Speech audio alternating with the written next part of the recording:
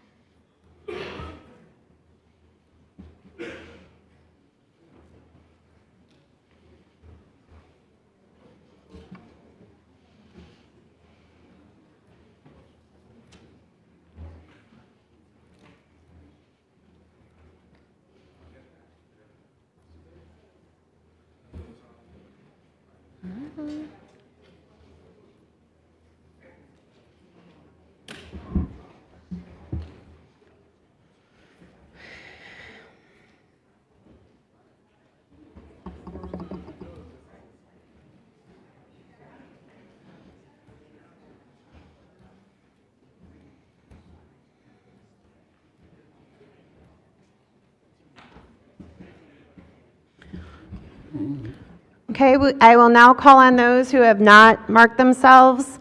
Alderwoman Dowell, not present. Alderperson Robinson, not present. Alderman Yancey, not present. Alderman Mitchell, not present. Alderman Beal, not present. Alderwoman Gutierrez, not present. Alderwoman Coleman, not present. Alderman David Moore, not present in chambers. Alderman Curtis, not present.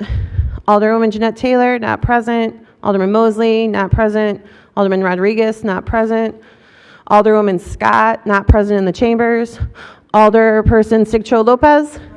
Alderman Sigcho Lopez is present. Alderwoman Rodriguez Sanchez, not present. Alderperson Ramirez Rosa, not present in chambers. Alderwoman Mitz, not present. Alderman Vasquez, not present. Alderman Napolitano, not present. Alderwoman Clay, not present. Alderman Martin, present. Alderman Martin is present. Alderperson Monet Hoppenworth, not present.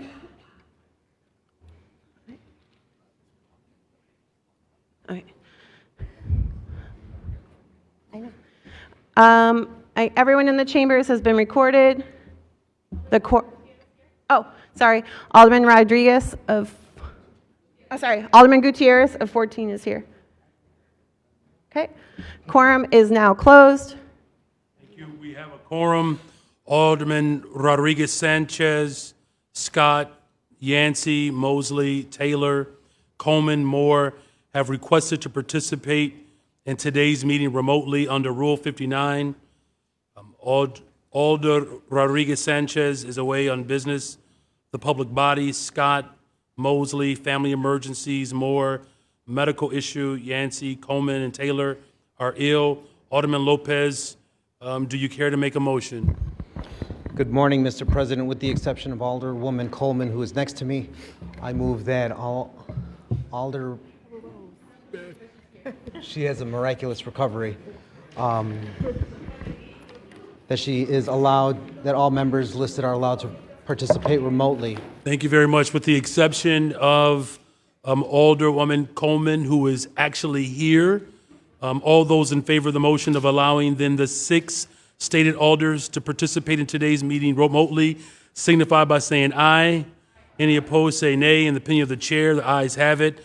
Madam Clerk, please mark Alders Rodriguez Sanchez, Scott, Yancey, Mosley, Taylor, and Moore as present on the quorum call.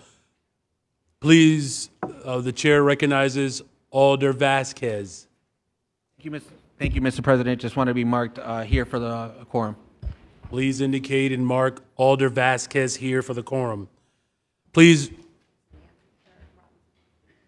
Thank you. The chair recognizes Alderman Robinson. Mr. President, if you could please make sure that I am here marked present. Thank you. Please record Alderman Lamont Robinson as president as a part of the roll call. Did we miss anyone else? Very good. Please rise for the Pledge of Allegiance. I pledge allegiance to the flag of the United States of America and to the republic for which it stands, one nation, under God, indivisible, with liberty and justice for all. Thank you very much. Please remain standing for the invocation, which will be delivered by Pastor James Shooter of Quinton Road Baptist Church. Our dear Heavenly Father, we are so thankful today for leaders, those that you have ordained and appointed, Lord, to govern. Lord, we pray that all decisions made would be for righteousness and good, and Lord, that we would reject evil. Father, I also think right now of many people that are suffering and hurting and in pain and emotionally and physically and spiritually. So, Father, may the words of your servant David give us some courage, some strength, some peace in our hearts and for those that are suffering. And, Father, we know that King David, a man after your own heart, a man who had all sorts of problems and trials in his own life, even his own son going against him, prayed these words, Lord, how are they increased that trouble me? Many are they that rise up against me. Many there be which say of my soul, there is no help for him in God. But thou, O Lord, art a shield for me, my glory and the lifter up of mine head. I cried unto the Lord with my voice, and he heard me out of his holy hill. I laid me down and slept. I awaked, for the Lord sustained me. I will not be afraid of 10,000s of people. They have set themselves against me round about. Arise, O Lord, save me, O my God. For thou hast smitten all thine enemies upon thy cheekbone. Thou hast broken the teeth of the ungodly. Salvation belongeth unto the Lord. Thy blessing is upon thy people. Father, we're thinking of those in conflict, in harm's way. We're thinking of many friends that I have in Israel. Many people, Father, that are grieving and burying sons and daughters and grandparents. Father, we're sorry, we're aghast at what has transpired and what has happened. And Father, as a pastor, I wonder, could the human soul get more depraved than it already is? But Father, we know that you are good and that you are God. And Lord, we come before you when we don't know what to do and where to turn and what to say. So Father, I pray for all people in harm's way and conflict. I pray for those in the Palestinian areas, Father, that are innocent. Lord, protect the children. Protect them, Father, from harm. We also, Lord, are grieving with our Jewish friends, not just in Israel, but around the world, as it seems like another Holocaust has come against them. So, Father, I as a pastor and my church and evangelicals and Christians and hopefully all Americans will take a stand for Israel, our dearest friend in the world. So, Father, we love you. We thank you. We thank you for your grace and your goodness, even in the hardest of times. In the name of Jesus, I pray. Amen.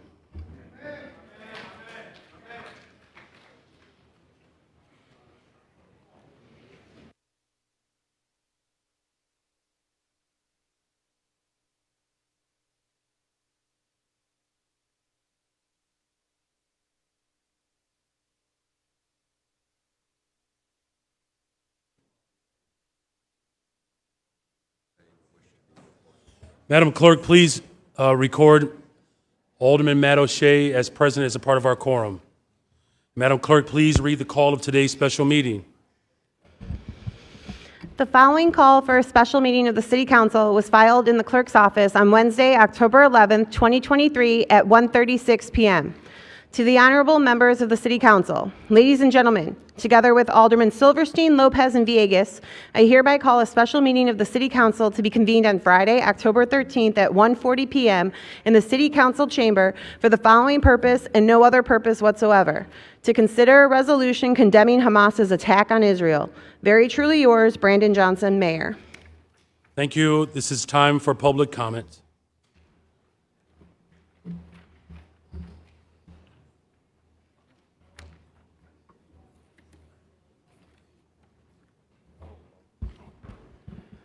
The council will now begin the public comment period, which is limited to a maximum of 30 minutes. Each speaker is limited to 3 minutes. Speakers cannot yield or transfer their time to another speaker. Any written comments that have been submitted will be posted and made available for aldermanic review. Our first speaker today is Martin Levine. Good afternoon. My name is Martin Levine. I speak to you this afternoon as a resident of the 48th Ward, as the former Chief Executive Officer of JCC Chicago, and as a member of Jewish Voice for Peace. I speak to ask you to reject any resolution about Israel-Palestine that ignores the grim reality being lived by millions of Palestinians. There can be no excuse for the horrors of last weekend. Killing children has no justification. Killing civilians has no justification. Taking men, women, and children as hostages has no justification. Celebrating the death and destruction of others has no justification. The fighters who did this cannot be justified or excused. Jewish Voice for Peace mourns deeply for the over 1,300 Israelis killed and the families destroyed, including many of our own. And we fear for the lives of Israelis taken hostage. But we cannot look away as you meet today that the Israeli government has blocked all humanitarian aid and has shut off electricity and water to Gaza. Gaza, which is a sliver of land about half the size of our city. It's a home to more than 2 million people, half of whom are 15 years of age or younger. And this morning I learned that half of those have been told to leave their homes and flee south with no place to go. Hospitals in Gaza cannot save lives. The internet will collapse, cutting off communication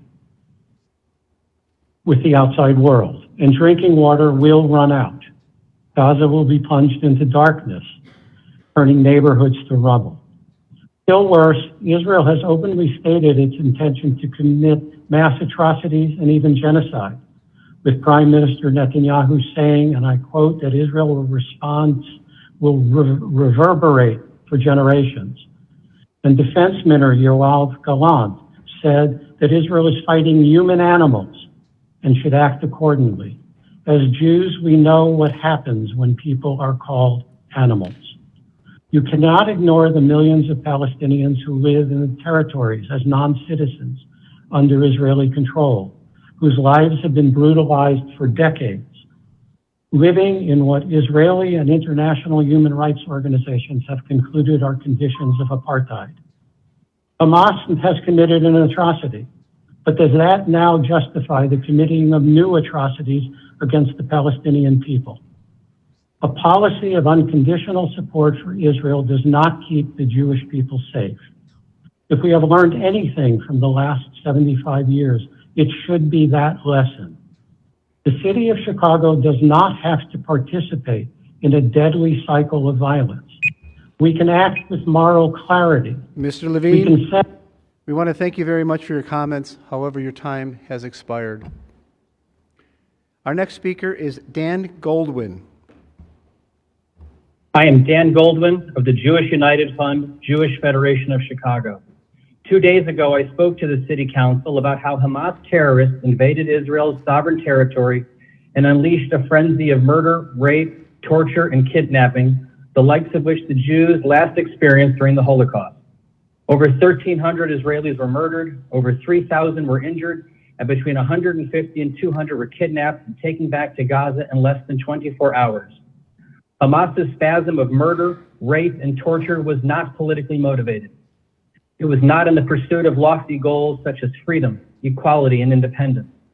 Every Jew that Hamas terrorists murdered, raped, tortured, and kidnapped was within Israel's sovereign borders established by the United Nations in 1948. This can only mean that Hamas's goal was, is, and always will be the annihilation of Israel and the Jewish people. The images, stories, and testimonials from victims, and even from the Hamas terrorists themselves, leave no doubt of Hamas's brutality. No one in the city council chamber, including those opposing this resolution, is questioning what happened in Israel or the depraved inhumanity that Hamas continues to exhibit towards its own people or those they hold captive, rape, and torture in secret rooms and subterranean dungeons in Gaza. Yet, here we are once again, watching this city council's moral standing hanging in the balance. Will you support and excuse rapists and murderers, or will you stand up for the victims who no longer have a voice? This resolution is not about supporting or opposing Israel's government. It is about condemning the most sustained, orchestrated, and brutal attack unleashed against Jews since the Holocaust. This resolution makes three straightforward asks of you. Condemn the wanton massacre and abuse of innocent Israeli citizens. Demand that Hamas free the men, women, children, elderly, and infirm they abducted, and recognize Israel's right to defend its citizens and guests like any other nation would. This city council, which is working night and day to stem gun violence, to find homes for Chicagoans experiencing homeless, and to feed, clothe, and house the innocent migrants, should not be having such a hard time finding the voice to condemn Hamas terrorist rape, murder, abuse, and abductions of thousands of innocent Israelis. There is an old Israeli saying, quote, "Walk with a friend in the dark is better than walking alone in the light." Israel and Chicago's Jewish community is now in the dark. Our hand is outstretched, looking for someone to take it and walk with us through the darkness and despair. Will you take our hand? Are you prepared to go home tonight to look your loved ones in the eyes and tell them that you chose murderers over murdered and rapists over their victims?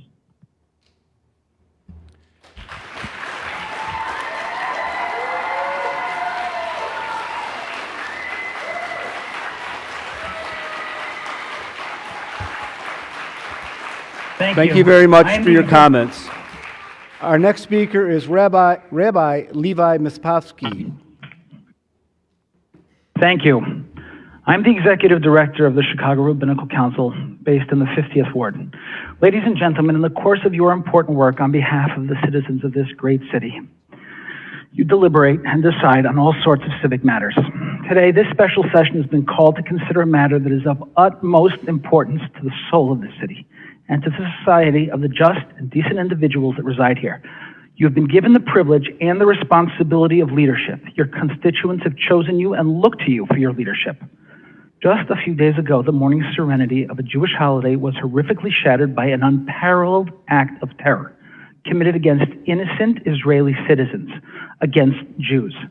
With unconscionable savagery, brutality, and cruelty, countless terrorists slaughtered, raped, and mutilated innocent civilians of all nationalities and races, including many of our fellow American citizens, dismembering dozens and dozens of babies in front of their parents, murdering parents in front of their children, broadcasting the murder of grandmothers, raping women and parading them bloodied through the streets as trophies.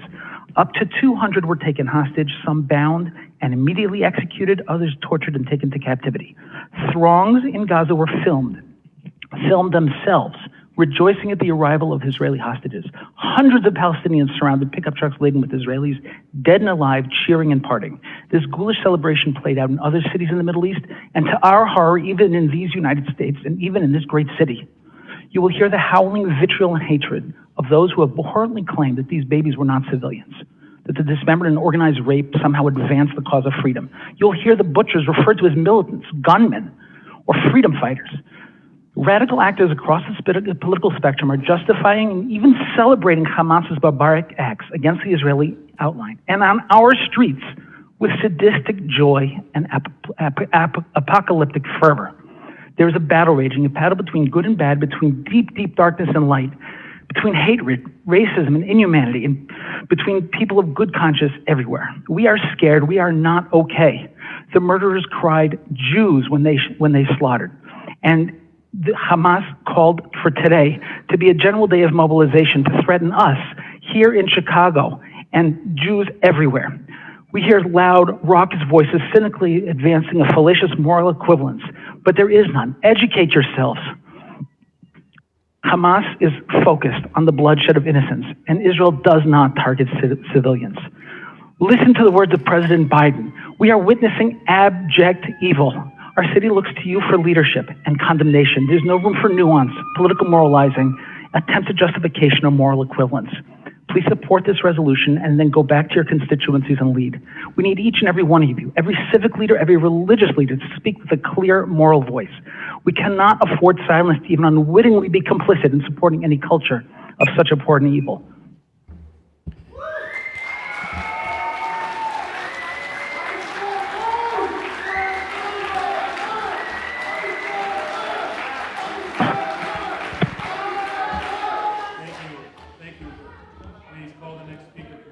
Thank you very much.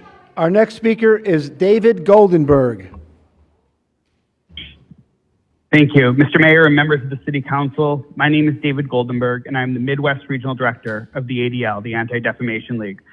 Founded here in Chicago in 1913, ADL's mission is to stop the defamation of the Jewish people and to secure justice and fair treatment to all. Today's vote condemning Hamas is a gut check vote. It's about where this great city stands when it comes to terrorism. Hamas is a U.S. and internationally designated terrorist organization. Its assault on Israel this past weekend was a barbaric massacre and a slaughter of innocent families, children, elderly, and individuals, including nearly 300 attending a music festival, much like those hundreds of festivals that we host in each ward here across the city. 24 Americans are among the 1,300 plus murdered by Hamas in the last week, and more than 24 Americans are still accounted for.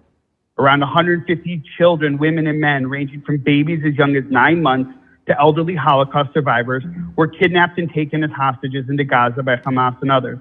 They include Israelis, Americans, and many other nationalities with strong communities here in Chicago.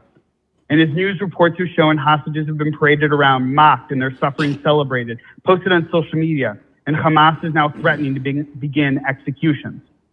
Simply put, Hamas's terrorist attacks cannot go unchecked, and the City Council must speak out forcefully and collectively.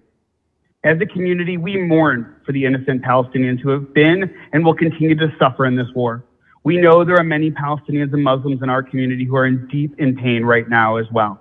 We've seen the problematic language by some dehumanizing Palestinians and Islamophobic rhetoric, and ADL has and will continue to fundamentally reject this.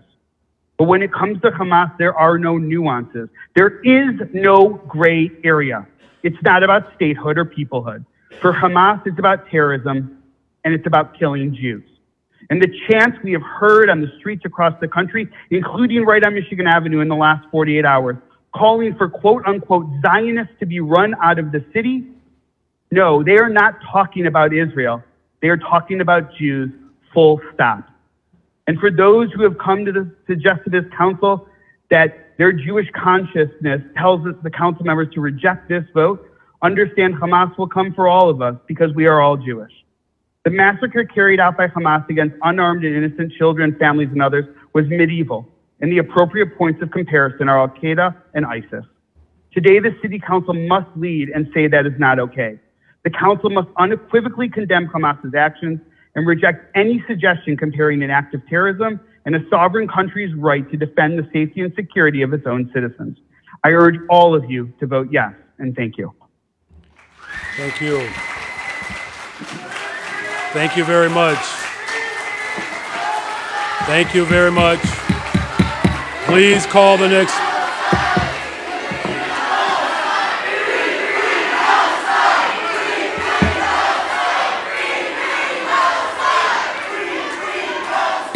Thank you very much. Please.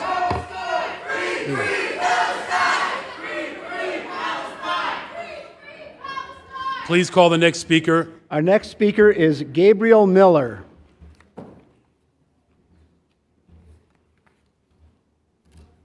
Gabriel, press *6 to unmute.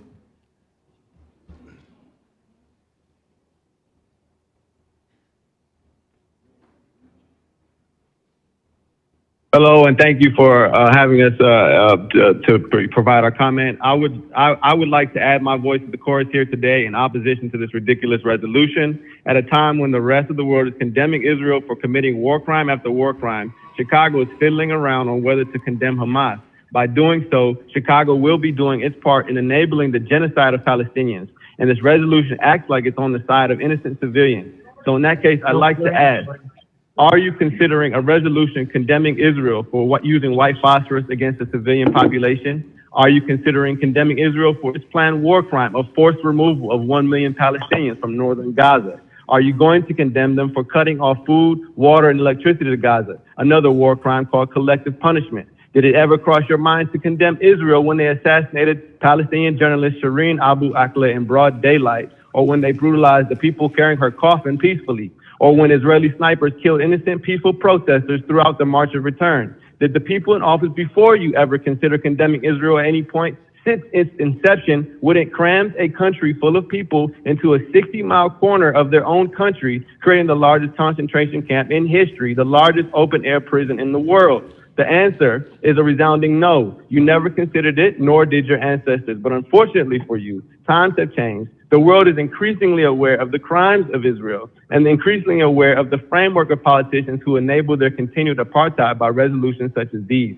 And in a city like Chicago, with majority black and brown people who have experienced the apartheid-like conditions of oppression in the United States, a generation of young people have emerged who understand immediately that we have everything in common with the Palestinian people and nothing in common with the brutal Zionists under who they suffer. A generation of people who are not surprised when we find out that our politicians, up to our president, spread lies about 40 babies being beheaded in order to rationalize genocide. We're only surprised that they're forced to walk those lies back. But of course, the damage is done. People are still spewing the debunked lies about rape and massacre of babies, even here in this very meeting, when actually there is endless evidence of Israel having killed over 500 babies in the last 48 hours alone, having dropped more bombs in 24 hours than the U.S. dropped on Afghanistan in 1 year. And finally, let it be known that condemning the attack as the actions of some fringe group misses the point of what's going on. The attacks were carried out by a broad coalition of groups from every section of Palestinian society, not just Hamas. That coalition represents a people determined to attain freedom at any cost, and they have arrived at this point in the face of a broad coalition of right-wing Zionists and their supporters like those in the city council who would start a meeting with a prayer calling for their attempts at freedom, a second Holocaust, but are so silent you could hear a rat piss on cotton when innocent, peaceful Palestinians are annihilated day in and day out like the Native Americans of this country. If it were another time, these same people would be condemning Africans for rebelling against their slave masters during slavery, such as Nat Turner or in the Haitian Revolution. Thank you.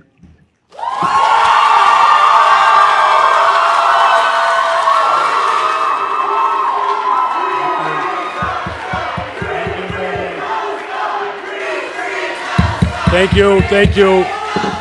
Please, thank you. Please.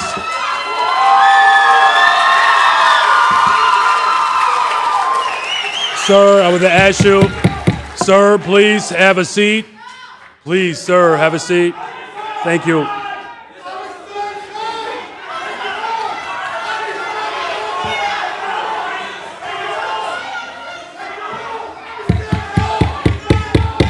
Please, sir, have a seat so that we can continue our meeting. Please, let's make sure that we are in order. Please, do not engage.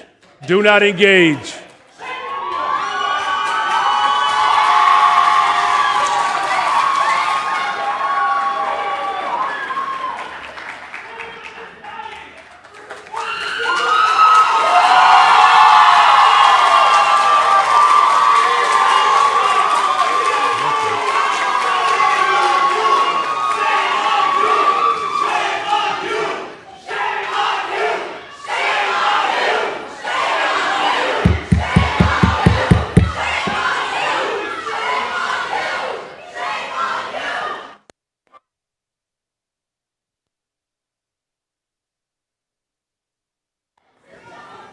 Please, if we cannot maintain order and decorum, I will have this chamber cleared.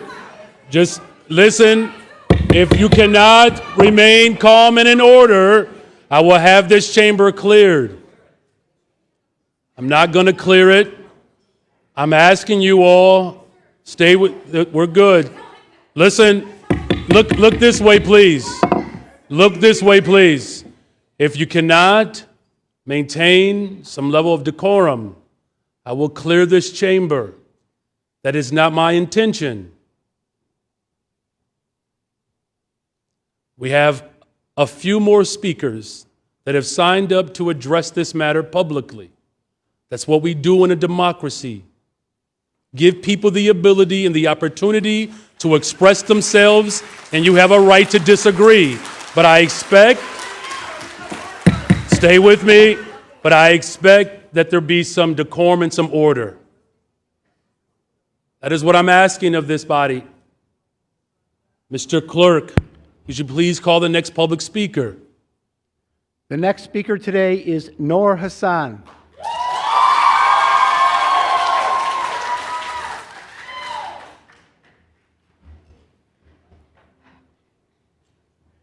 Good afternoon, Mayor Johnson and Alder people of Chicago. Good afternoon. My name is Noor, and I am here today as a longtime Chicago activist to implore you all to stand on the right side of history. I have lived in Chicagoland all my life, and I have watched our city take a historic stand on the side of justice through the mobilization of Black and brown activists. I have seen all the ways that my fellow Chicagoans stand up for what is right. And yet, as a Palestinian American, I have also seen all the ways which we have let our communities down. It is on record that Arabs and Muslims in Chicagoland have been heavily and unjustly surveilled by the FBI as a part of the United States' failed and shameful so-called war on terror. I grew up in the shadow of a world which used blatant propaganda and racist lies to manufacture consent for decades-long wars in the Middle East, and which led to historic levels of hate crimes against those racialized as Muslim. And now I am witnessing an eerily familiar sensation in the wake of violence that has broken out in Israel and Palestine. I am frankly terrified of what I have seen in the news this past week, where we could be mourning the tragic loss of life and calling for diplomatic solutions for peace. I have only seen blatant propaganda and racist lies about Palestinians and Muslims in the media. Once again, lies about rape, lies about decapitated babies, which even the Israeli media itself refused to confirm is true, which even President Biden couldn't confirm is true. When will we learn from our mistakes? All these disproven lies to manufacture consent for Israel's decimation of the people of Gaza, half of whom are children, who have been subject to the ethnic cleansing since 1948, before the existence of Hamas, and who have been subject to a military blockade by Israel since 2007, a people who are subject to random acts of illegal collective punishment, who this very second have no water, fuel, medicine, or electricity, because Israel has decided to punish the actions of the few who has decided to punish the millions for the actions of the few. There is white phosphorus currently raining down on Palestinians, a war crime, and you are talking about both sides? This is what Amnesty International and Human Rights Watch have unequivocally condemned as apartheid, and that the United Nations has designated as illegal. This is what Malcolm X, Muhammad Ali, Angela Davis, and Nelson Mandela have dedicated their lives to speaking out against. These are the allies of the Palestinian struggle. These are the people who know the right side of history. And you sit here debating which side you want to be on? I am terrified. These are the sorts of events, the kinds of behavior, the kinds of rhetoric that led to the murder of over 1 million innocent Iraqi civilians and the surveillance of millions of innocent Black and brown people in America. We are at a key moment in our history where we can make the same mistakes again, or we can choose honesty and justice, where we could be mourning the loss of innocent life, where we could be speaking out about the occupation Palestinians are barely surviving under. We are instead considering as a city to pass a horrific and one-sided resolution introduced by Alderman Silverstein, which completely erases the victimhood and humanity of Palestinians who have died as well.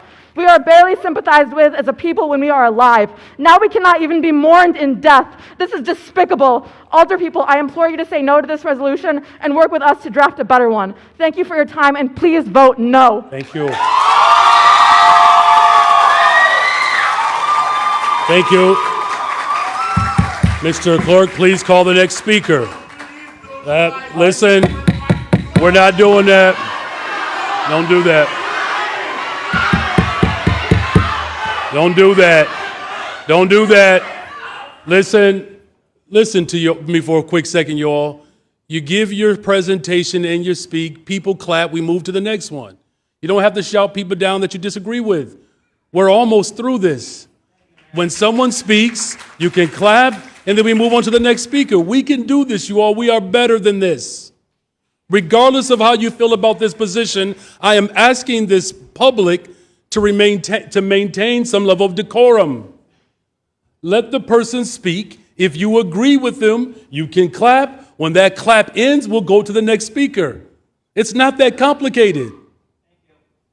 Mr. Clerk, please call the next speaker. Our next speaker is Sari Taha.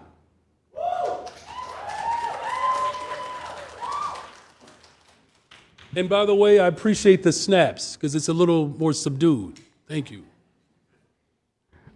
Good afternoon, everyone, except for people who support occupation and apartheid. I was born in occupied Palestine. I was raised in apartheid. I remember going through checkpoints where I would be strip searched and humiliated by Israeli soldiers and settlers. I was only trying to go to school.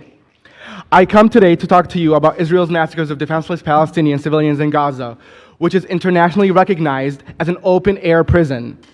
Israeli Prime Minister Benjamin Netanyahu himself blessed to halt the supply of electricity, food, water, and fuel to Palestinian enclave with over 6,000 bombs falling in the past week, including on the last exit out of Gaza, effectively trapping more than 2 million people and leaving them to be massacred. By the way, those bombs are so powerful that they bring residential high-rises to the ground. Gaza is a small enclave that has been under siege since 2007. Half of the population living there have been born in prison. Half of the population in Gaza are 14 and under. Apartheid Israel has used illegal weapons like white phosphorus, which is illegal under international law, and they are using it again. There are a total of over 1,500 Palestinians murdered, and at least 500 of them are children, according to the Palestinian Health Ministry. Now, Gaza can be called nothing than a death camp. Just this morning, Israel warned that the UN that they have 24 hours to evacuate Palestinians, a population of 1.1 Palestinians out of northern Gaza, an impossible task. We stand firm on our message that supporting apartheid Israel at this time would be clearly supporting genocide. Many of our families relocated to Chicago generations back due to the prior expulsions and ethnic cleansing of Palestinians from their ancestral land. These practices are ongoing. The city of Chicago knows this story too well, being home to the indigenous population of the Tawami and the Bujwi people, just a couple of the tribes recognized by the city of Chicago days ago on Indigenous Peoples Day. Our road infrastructure and housing policies have contributed to the displacement and struggles. This is the pattern that we cannot afford to repeat. Recently, Alderman Silverstein introduced a Chicago hate crime ordinance to create a new category called hate incidents. Passing this resolution would directly contradict the effort of the initiative putting Palestinian students, professionals, and activists in harm's way by criminalizing advocacy for Palestinian human rights as protected by the First Amendment. Listen, you have the opportunity here to follow the footsteps of Angela Davis, Nelson Mandela, who fought apartheid in South Africa, and so many of your personal heroes. I implore you to have courage to apply your moral conscience and recognize we are a people's movement calling for Palestinians to be able to live in peace and dignity up against billions of dollars of interest and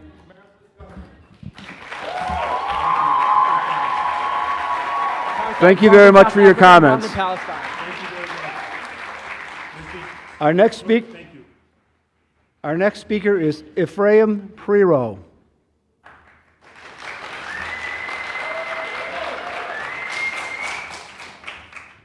Your Honor and all honored council members. Good afternoon.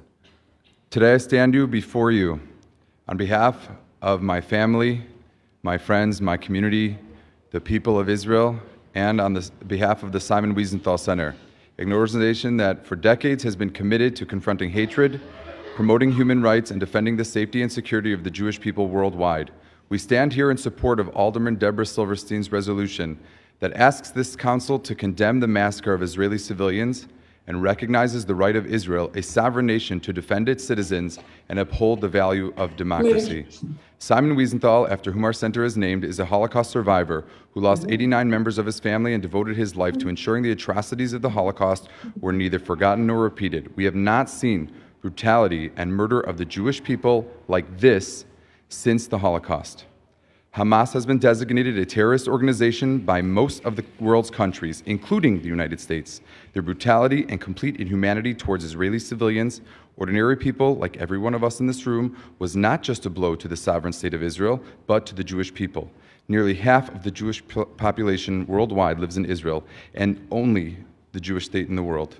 Like the U.S. after 9/11, the state of Israel has an unequivocal right and moral obligation to protect its citizens from Hamas and other threats. Hamas is using Israeli, American, and its own civilians as human shields, while also calling for jihad, not just against Israel, but against Jews worldwide. United States Secretary of State Anthony Blinken said Hamas's countless acts of terror brings to mind the worst of ISIS: bodies slaughtered, bodies desecrated, young people burnt alive, women raped, parents executed in front of their children, children in front of their parents. There was no legitimate justification or equivalence for this brutality.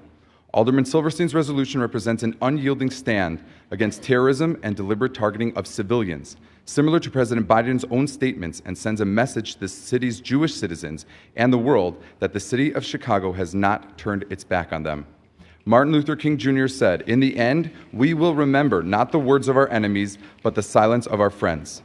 The Simon Wiesenthal Center asks this council to not be silent. We urge all members to support this resolution that condemns terrorism and to stand in solidarity with Israel and its people, just as you would any other country who was attacked by terrorists. Simon Wiesenthal said, "The history of man is the history of crimes, and history can repeat." We are witnessing the history of the Holocaust repeat itself. Never again cannot be empty words. You have the power to officially condemn these barbaric acts of terrorism. Be resolute. It should be easy to condemn terrorist attacks against innocent civilians. In God we trust. Thank you very much.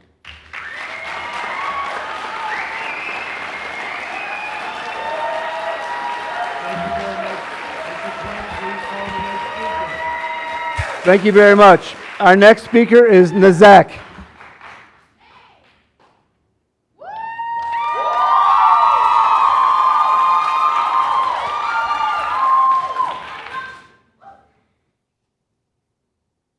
Good afternoon, Council. Good afternoon. I am Nazak of the U.S. Palestinian Community Network.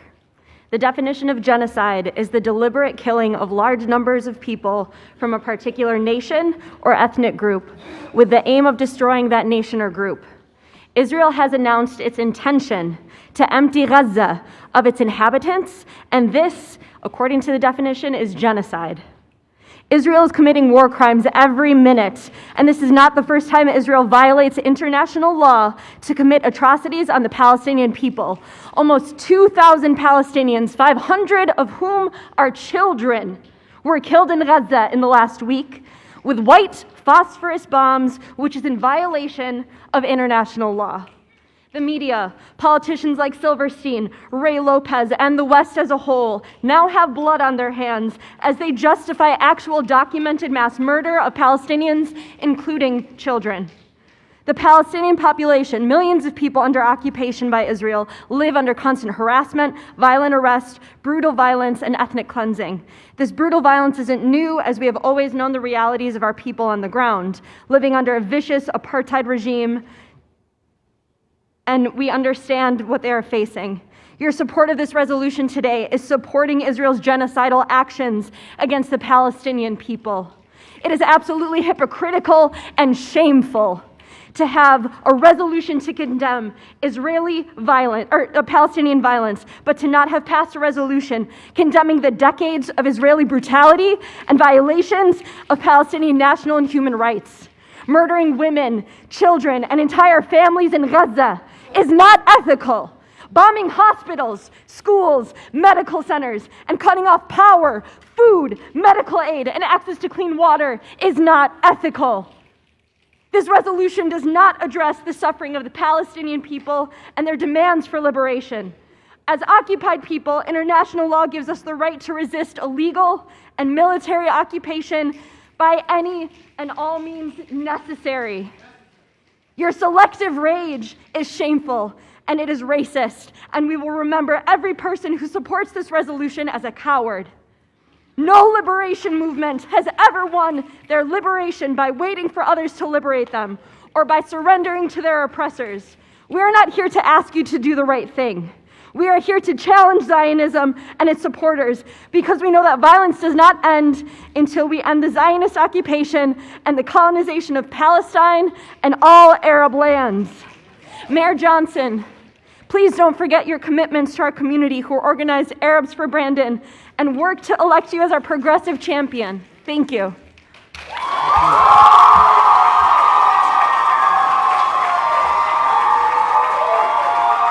Thank you. Thank you. Mr. Clerk, please call the last speaker. The last speaker today is Richard Silverman.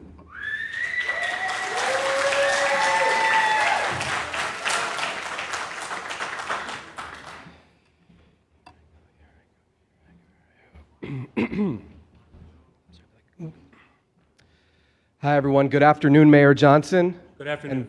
And I want to thank you for the opportunity to address this council. I'm a Chicagoan, an American, and a proud Jew. I stand here today as someone who has brothers, sisters, nieces, nephews, friends, and family who have been killed, taken hostage, fired upon, and terrorized by Hamas. I stand here today in strong support of Alderman Silverstein's brave resolution that asks us to step forward today as a city to condemn hate, to support democracy, and to stand for what is right, to say never again. October the 7th was not only one of the darkest days in Jewish history, it is one of the darkest days in world history. Not since the Holocaust has there been a greater massacre of Jewish civilians. Families ripped apart, grandmothers and grandfathers shot dead, babies decapitated, and youths massacred and taken hostage from a music festival held to celebrate love and peace. This is pure, sheer, unadulterated evil. The world, at all levels of government halls across the world, needs to take a stand and say, this is not acceptable. To say, we cannot stand silent. Stop the time. Hold on. It's the last speaker. A little more maturity. Just a little more. Snap, finish speaking, clap, and then we move forward. Continue, sir. This resolution is not about a conflict over land.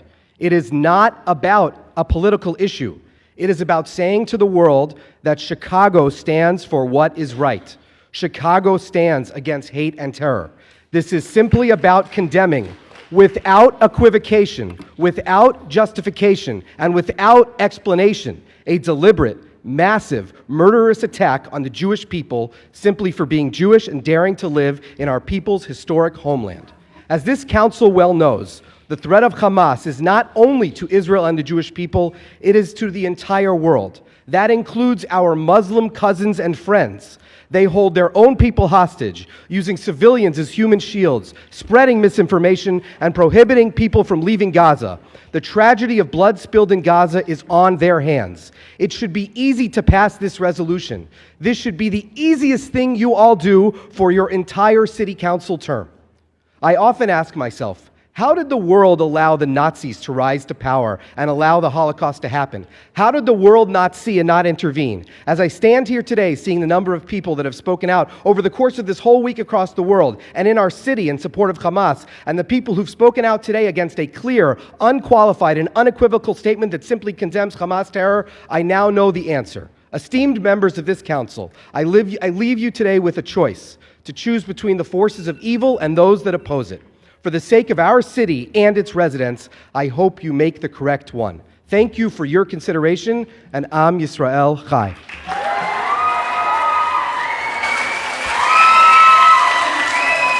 Thank you. Thank you very much. Thank you very much. Thank you very much for your comments. Does this conclude our public speakers? Your Honor, there are no further public speakers who have timely signed up for the public comment period. Thank you very much. This concludes our public speaking. There are alders that have arrived since the initial roll call of quorum. Alder Clay, Cruz, and Rodriguez. Do you all wish to be added? Well, Rodriguez is not in here anymore. Clay and Cruz, do you wish to be added? Okay. Okay, I don't. No, there's no confusion. I just wasn't sure that you were part of the initial roll call. Clay, she's not in here anymore. Neither is Rodriguez. Okay, I will use this time then to recognize two state elected officials. Chair recognizes and greets State Representative Bob Morgan and State Senator Sarah Feigenholz.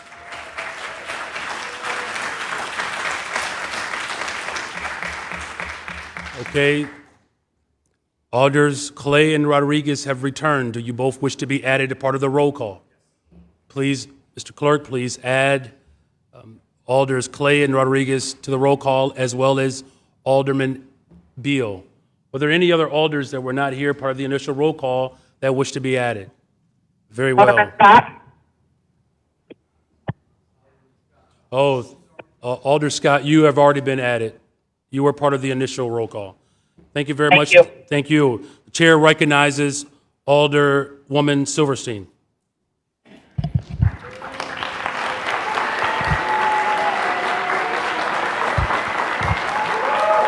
Thank you.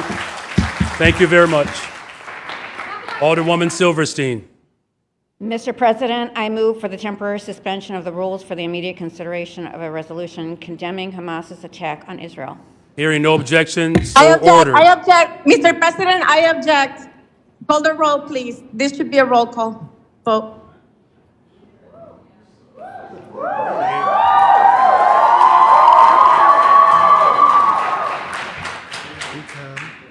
Madam Clerk, roll call.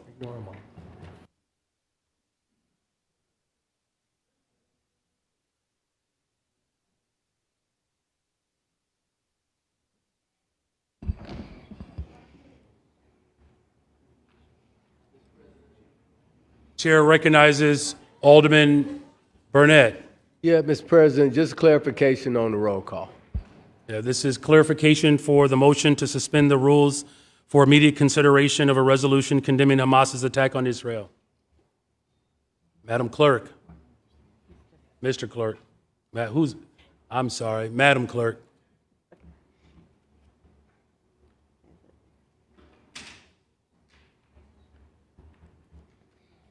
Chair recognizes Alderman Sposato. Thank you, Mr. President. So a yes is to allow her to introduce it. A no is to not allow her to introduce it. A yes is to suspend the rules. Okay. To enable consideration for it. Okay. You're welcome. Thank you. Have you opened the vote? Okay, the voting is now open. Please cast your vote. If you're having difficulty, please hit refresh. If you're having difficulty, please raise your hand and someone will assist.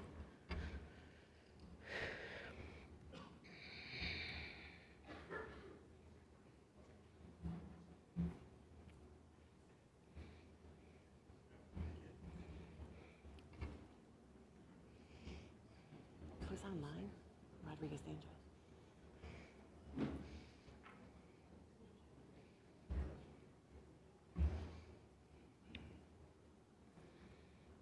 Do you have a list of who's online so I can call them?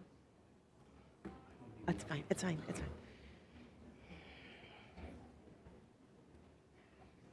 What a shame. What a shame.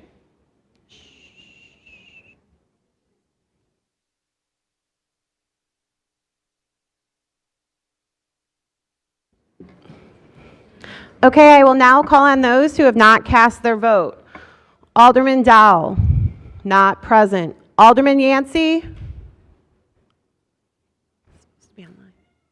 Alderman Yancey, not present. Alderman Mitchell? Alderman Mitchell, not present. Alderman Moore?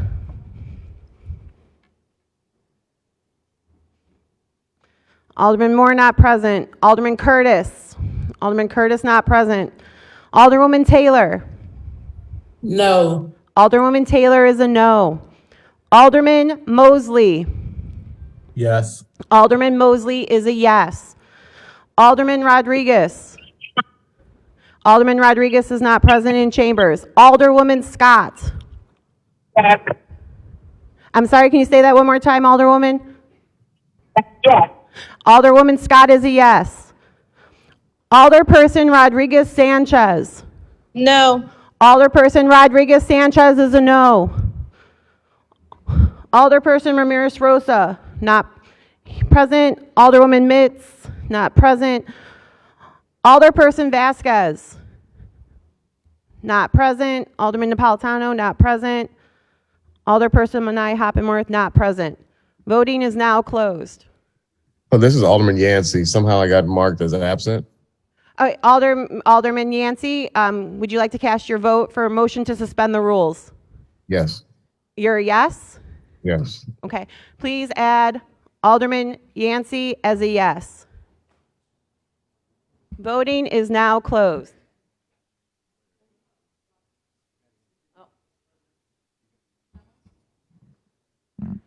Chair recognizes Alder Lopez. Alderman Robinson. Thank you, Mr. President. According to our rules, all members in the room must vote, and we're missing one vote. Sorry, I missed. Alderman Robinson, what is your vote? Alderman Robinson is a yes.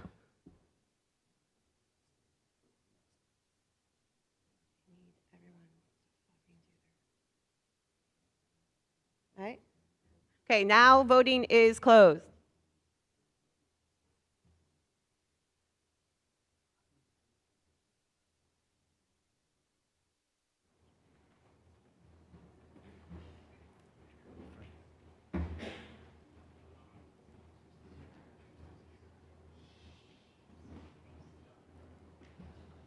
Thank you very much. Voting is now closed. 33 yeas, 7 nays.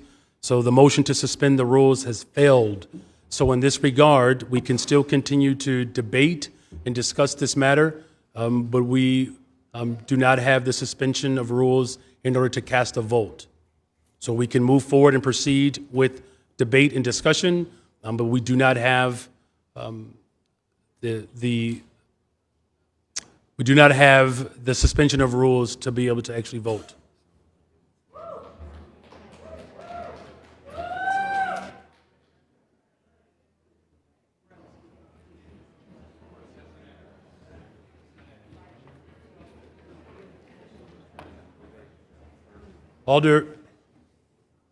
Alderwoman Silverstein, do you wish to continue to speak to this resolution? Okay, 1 second. The chair recognizes Alderman Irvin.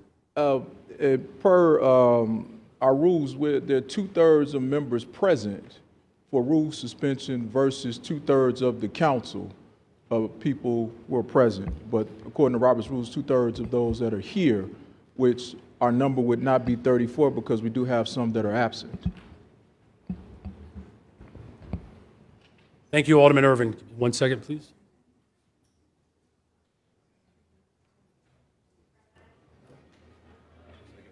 The chair recognizes Alderman Beal first. You're okay?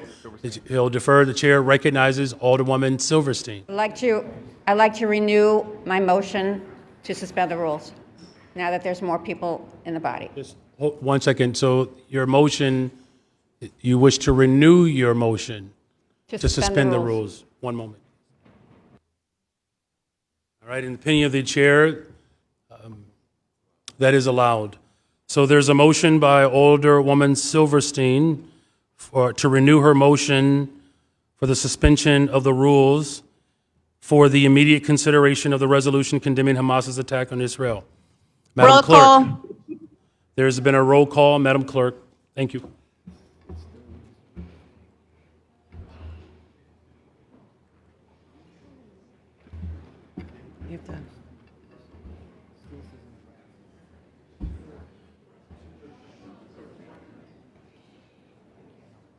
You're fine. Take a breath.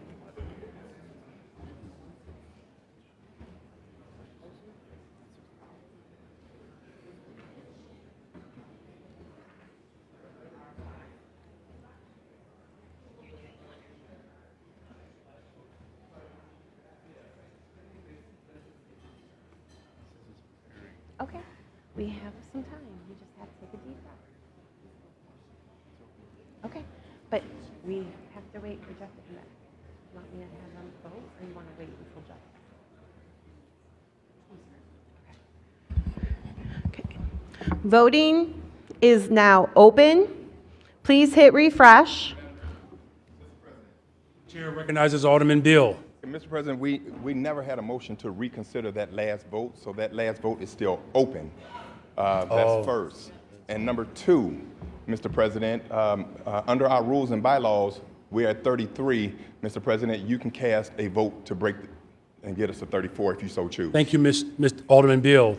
We are in the middle of a vote. According to our rules, you cannot debate in the middle of a vote. The vote is already in motion. Thank you.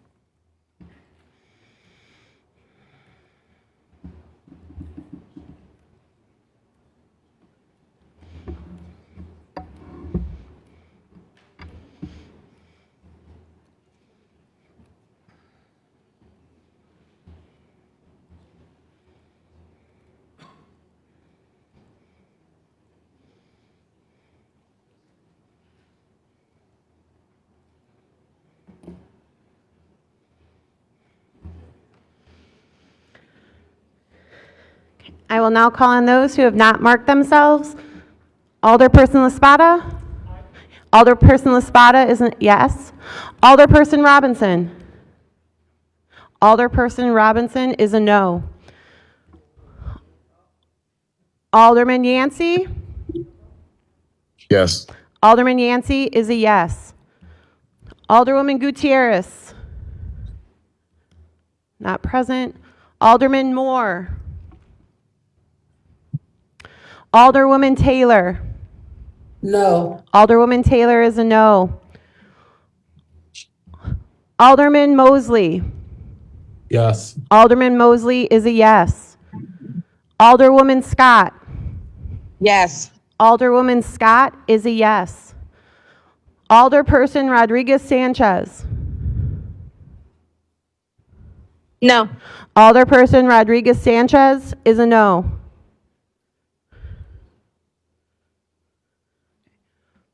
We've got everyone who's in the chambers. Voting is now closed.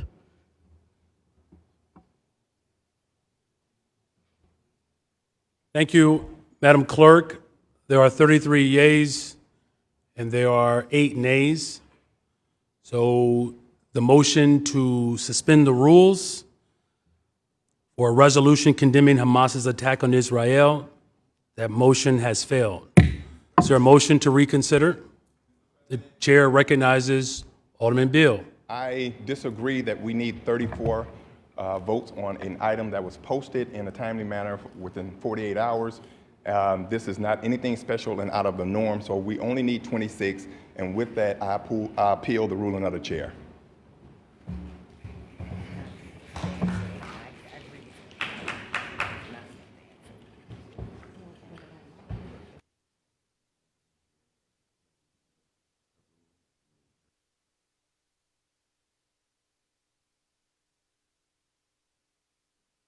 Alderman Bill has appealed the ruling of the chair. Shall the chair's ruling be sustained?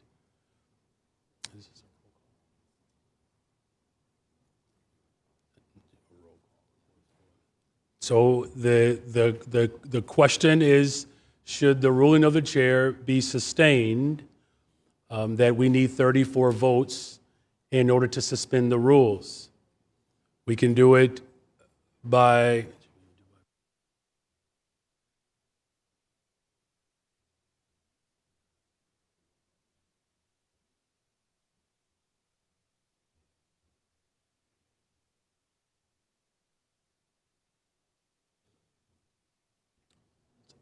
the chair recognizes Alderman Irvin. Thank you, Mr. President. And at this question, the appeal to the chair, does it require a 2/3 vote or a simple majority vote, given that the ruling that we're talking about required a 2/3 vote? So for this one, thank you, Mr. Alderman Irvin. This one just simply calls for a simple majority. Thank you. The chair recognizes Alderman Sposato. Thank you, Mr. President. My question would be, is it 2/3 of the 43 that are here, or is it 2/3 of the 50? It should be 2/3 of the 43, correct? No, our rule says 3/4 of the entire body. Okay. Two-thirds, I'm sorry, two-thirds of the entire body. But again, the question on the floor at this moment is, shall the ruling of the chair be sustained? Which my ruling is that it requires 34 votes in order to suspend the rules. We can do it by...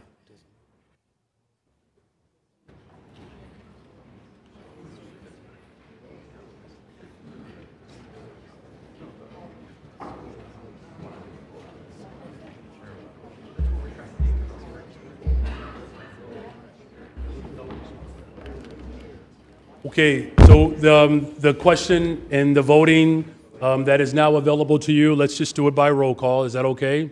Any objections to that? So there's a roll call vote for sustaining the ruling of the chair, requiring 34 yeses in order to suspend the rules to take up for immediate consideration. One moment, please. I see you, Mr. O'Shea.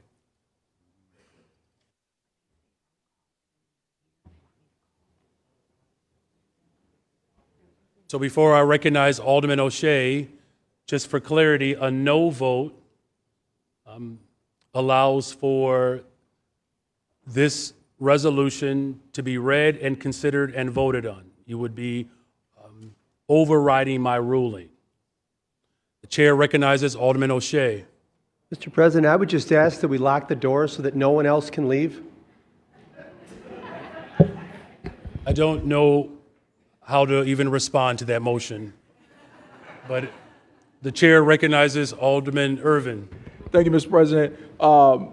Your ruling that you made based on which rule number, could that rule be read so we're all clear on what we're talking about here? I would ask the parliamentarian to read the rule that we're referring to that requires 34 yes votes in order to suspend the rules. 34 yes votes to suspend the rules, 34 votes for the entire body, which is 50. Who would do that? Rule number 48, these rules may be temporarily suspended by a vote of 2/3 of all alderpersons entitled by law to be elected and shall not be repealed, altered, or amended unless concurrence of a majority of all of the alderpersons entitled by law to be elected.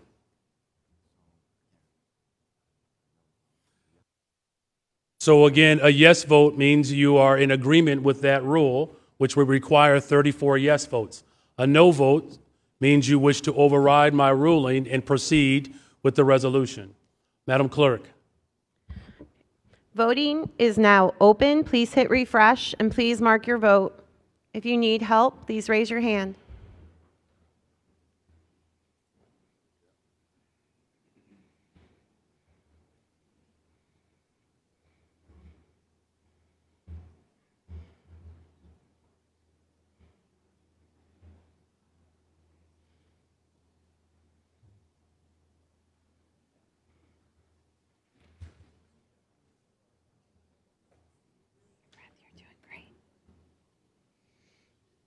You guys are doing great.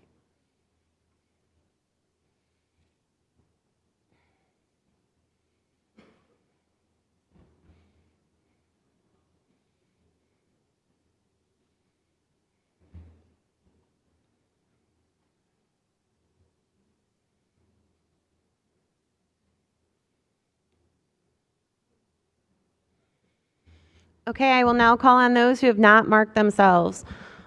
Alderman Yancey. Yes. Alderman Yancey is a yes. Alderwoman Coleman. Sorry. Okay, she's marked. Alderman David Moore. Not present. Alderman O'Shea. Alderman O'Shea is a no. Alderwoman Taylor. Yes. Alderwoman Taylor is a yes. Alderman Mosley. Yes. Alderman Mosley is a yes. Alderwoman Scott. Yes. Alderwoman Scott is a yes. Alderman Irvin. You marked yourself. Alderperson Rodriguez Sanchez. Yes. Alderperson Rodriguez Sanchez is a yes.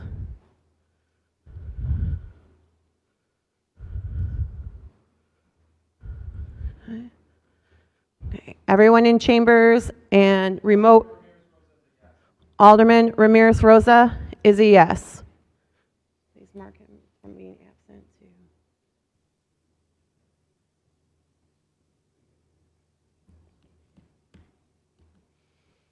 Okay.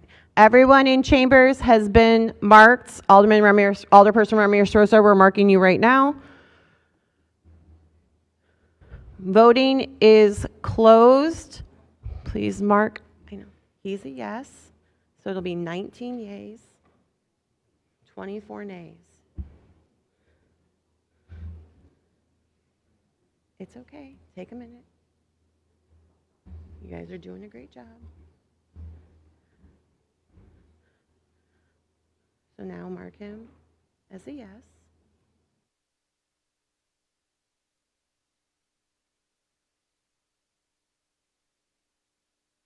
Okay, voting is closed. Oh, I'm sorry? so this is Alderman Scott, point of information. If I said yes, that means that I'm confused. So can you explain to me what my yes vote is again? Saying yes does not mean you're confused. So let's start there. So, Alderwoman Scott, so a yes on this vote, you agree that the opinion of the chair requires 34 votes to suspend the rules. If you vote no, you wish to continue with this resolution and you wish to override the opinion of the chair, which is me. So a no vote is you are voting to overrule the opinion of the chair. Okay, no.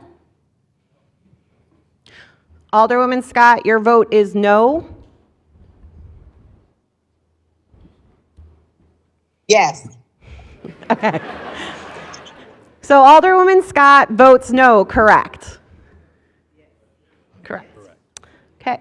Okay, voting is now closed. There are 25 noes, 18 yeas. The ruling of the chair has been overruled. Alderwoman Harris for the motion to reconsider. I move that we reconsider the vote. All those in favor of the reconsideration of the overruling of the chair's opinion signify by saying aye. Those opposed, nay. This motion fails. Madam Clerk, please read the resolution. Whereas on October 7, 2023, terrorists launched in a horrific assault on the state of Israel from Hamas-controlled Gaza, murdering hundreds of unarmed civilians and kidnapping dozens more, including women, children, and the elderly. And whereas the assault came 50 years after the Yom Kippur War, another heinous attack on Israel, and as Jews in Israel and the diaspora celebrated the holidays of Sukkot and Shemini Atzeret, Simchat Torah, and whereas Hamas terrorists crossed the border into Israel and began the wholesale slaughter of unarmed civilians throughout the south of Israel, killing at least 600 innocent people in 24 hours, in what was likely the bloodiest day for world Jewry since the Holocaust.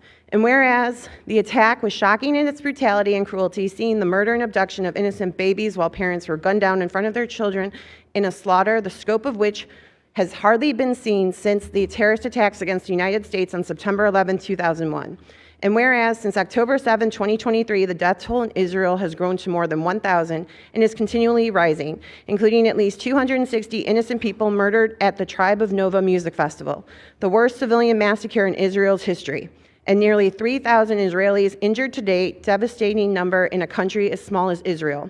And whereas Hamas terrorists kidnapped dozens of innocent civilians, including women, children, and infants from Israel, and forced them across the border into Gaza to be used as human shields and bargaining chips in the furtherance of future attacks. And whereas the Hamas terrorist attack has been accompanied by thousands of missiles launched from Gaza against indiscriminate targets throughout Israel, including residential buildings, leading to more scenes of terror, horror, and death across the country. And whereas, while Hamas's attack was expressly directed at civilian Israeli targets, it has resulted in ensuing violence in Gaza that has caused the death of many innocent Palestinians as well as Hamas fighters as the violence continues to escalate. And whereas this was an attack not just on Israel, but nations across the world with murdered, kidnapped, and missing victims from multiple countries, including at least 14 American citizens, as well as citizens of Canada, the United Kingdom, France, Thailand, Nepal, Germany, Cambodia, Brazil, Paraguay, Mexico, and Ireland. And whereas Hamas is an internationally recognized terrorist organization, and through the use of human shields, it is directly responsible for the deaths of hundreds of Palestinian civilians since the hostilities began. And whereas Israel, like any other sovereign nation, has the right and obligation to protect its citizens against terrorism and attack by hostile foreign powers, now therefore, be it resolved that we, the members of City Council, Hold on.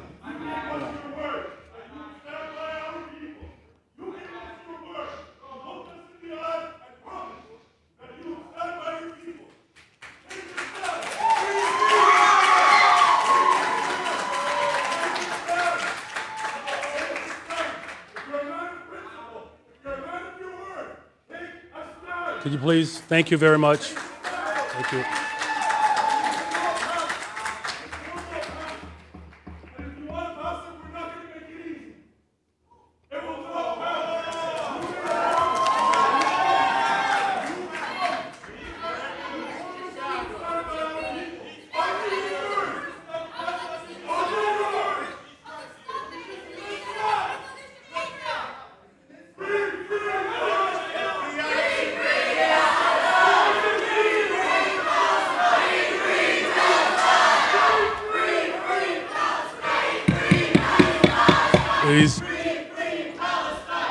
Please, thank you very much. Let's please return to order. Madam Clerk, please finish reading the resolution.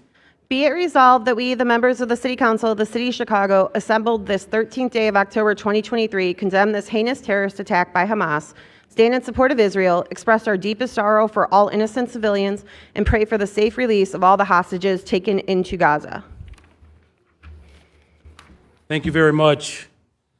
Before we move forward with alders who wish to speak, in a moment I'm going to recognize Alderwoman Silverstein, but what I would ask this public body to do is to please allow our elected officials to complete their presentations. Please allow them without disruption.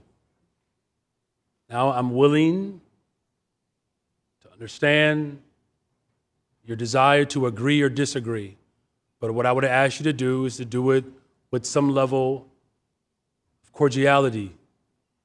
So I would respectfully ask that this debate be carried on with a type of dignity and respect that we wish to recognize for all people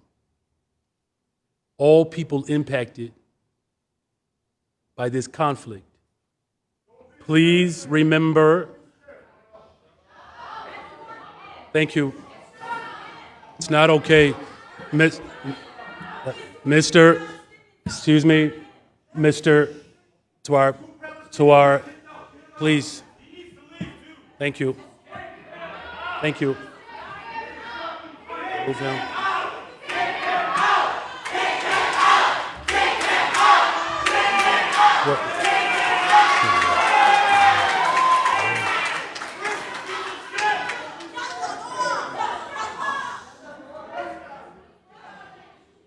And now I'm doing my best to make sure that the public debate is allowed to happen.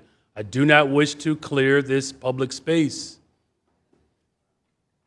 I would respectfully ask again that we allow for real public debate. If you cannot adhere to those expectations, I would ask Sergeant at Arms to remove you. And if I have to do that too many times, I will clear this room. That is not what I want to do. Chair recognizes Alderwoman Silverstein. And if there are any other alders that wish to speak to this item, please raise your hand and I will acknowledge you. Alderwoman Silverstein. Thank you, Mr. President. I stand in support of this resolution. Yesterday, I led many of you on a delegation to the Illinois Holocaust Museum. What a powerful and emotional experience. We were privileged to hear from Rhody Glass, a Holocaust survivor and a brave hero. She shared her story of deportation, abuse, and horror in the Shoah. She remains one of the few Jewish citizens of Holland to survive the Holocaust, the rest perishing in the fires of Auschwitz. One thing she shared with us that truly resonated was that the Nazis did not attack due to any actions on the part of the Jews. Nothing we did provoked their attempted genocide. Hate often has no cause. It is a cancer, a sickness that grows when left to fester. Today we are here to discuss a new sickness that is targeting the Jewish people, one that included horrors not inflicted on Jews since the Holocaust, Hamas's war of terror. On October 7th, Hamas terrorists burst through the Gaza security wall and rampaged across southern Israel, murdering, raping, and kidnapping civilians. Over the course of 24 hours, at least 600 innocents were killed in what was the bloodiest day for world Jewry since the Holocaust. As many as 150 civilians have also been abducted and dragged across the border into Gaza to be used as human shields and psychological torture for their families. Videos are already popping up on social media showing the terrorists delighting in torture, death, and massacre. To date, more than 1,300 Israelis have been killed and more than 3,300 injured. Israel has fewer citizens than the state of Illinois. Can you imagine the heartbreak and pain that thousands of casualties would cause in our state? In Israel, October 7th will always be remembered as 9/11. I want to be clear. The current conflict and this resolution is not about Israel and Palestine. It is not about one military...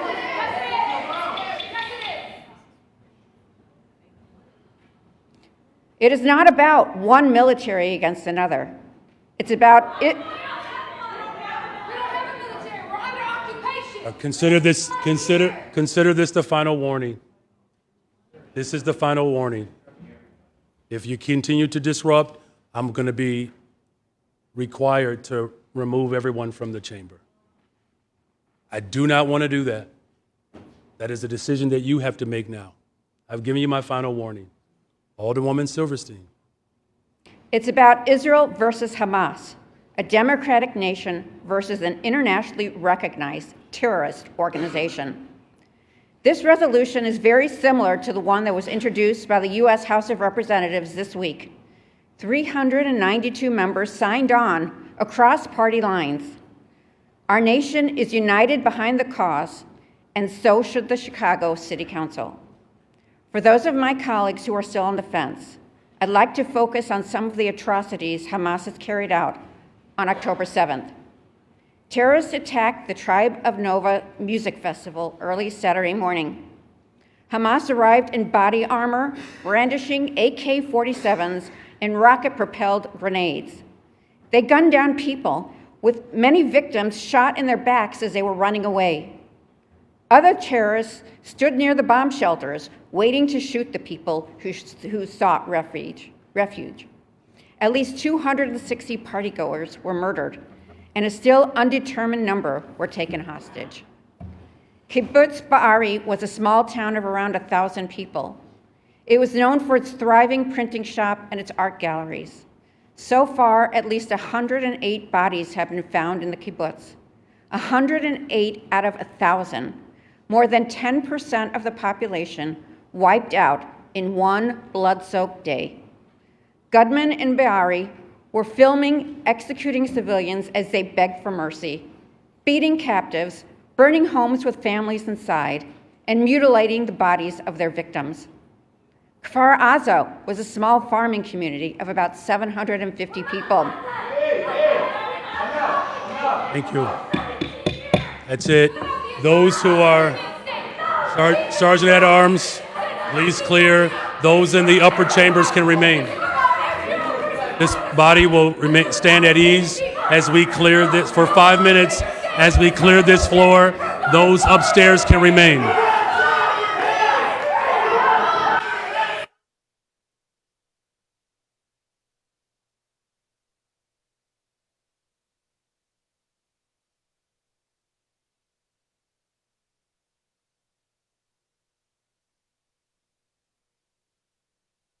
Sergeant at Arms, please clear everyone on the second floor. Every person on the second floor has to leave.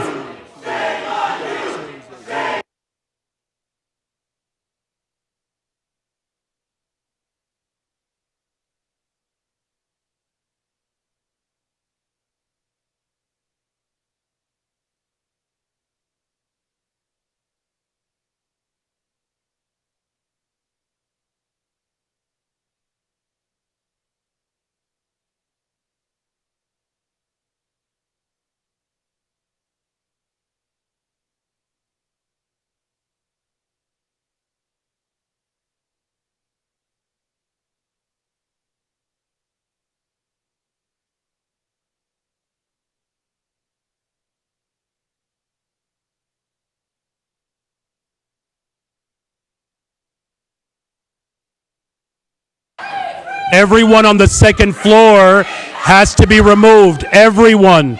You can only remain in the third floor gallery.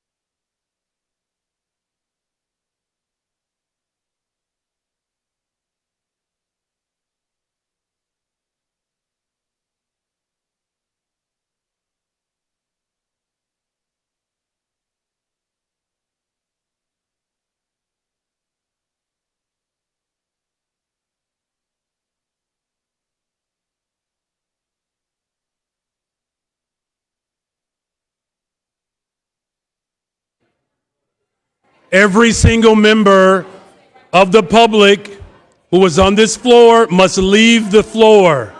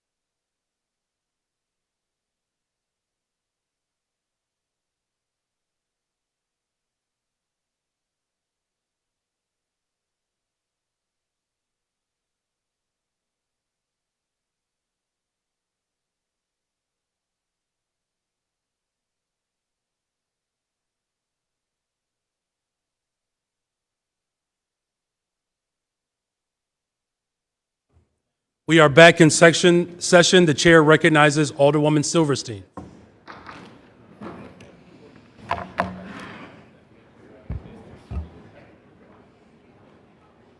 Kfar Aza was a small farming community of about 750 people, many of them families with young children. Dozens of civilian residents were murdered in their own homes, babies killed in their cribs. The IDF reported that bodies of about 40 babies were found in Kfar Aza. I'm going to say that again to let it sink in. Hamas terrorists from Gaza broke into the Israeli town and murdered dozens of babies in their own homes. Not just Israelis have been harmed in this conflict. Hamas murdered and kidnapped victims from multiple countries, including at least 14 American citizens, as well as citizens of Canada, the United Kingdom, France, Thailand, Nepal, Germany, Cambodia, Brazil, Paraguay, Mexico, and Ireland. 2 Evanston residents are currently missing and believed to be hostages held by Hamas. Natalie Renan and her mother, Judith, live just a few miles from this very hall, yet right now they may be huddling in a dank Gazan dungeon, unsure if they'll live to see another day. Many local residents have been touched by the fighting. Most of the Jewish community in the 50th Ward have loved ones and family in Israel. I personally have 2 nephews, cousins, and other family members that have been called up to reserve duty to fight the IDF against terror. My nephew left his 2-week-old baby behind to fight on the front lines and protect his people. To quote President Joe Biden, "There are moments in this life when a pure, unadulterated evil is unleashed on this world." The people of Israel lived through one such moment this weekend at the bloody hands of the terrorist organization Hamas, a group whose stated purpose for being is to kill Jews. Again, Hamas is a group whose stated purpose for being is to kill Jews. I urge my colleagues to be on the right side of history and to take a stand against Hamas's evil. The United States of America stands with Israel. President Biden and Vice President Harris stand with Israel. Former Presidents Obama and Clinton stand with Israel. 392 members of the U.S. House of Representatives stand with Israel. Our Governor Pritzker stands with Israel.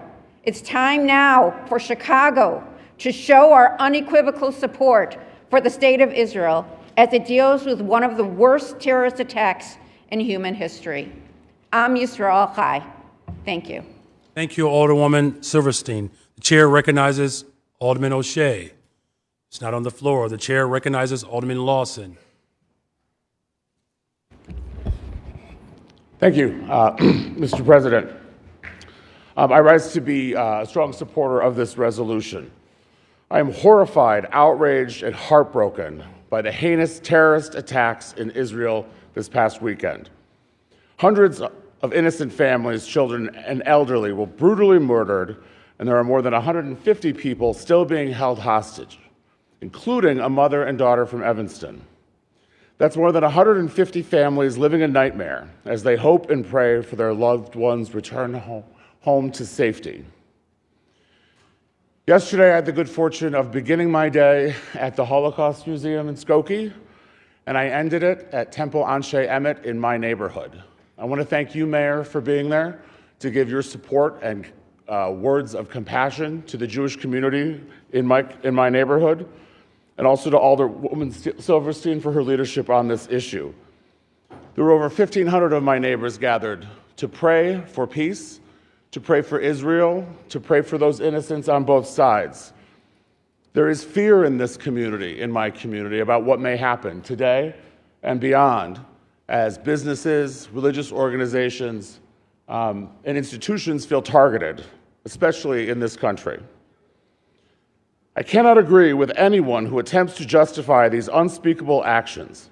It is wrong, plain and simple. This is terrorism, and no one should be afraid to call it what it is. We can disagree with the policies of the Israeli government, just as we disagree with our own government.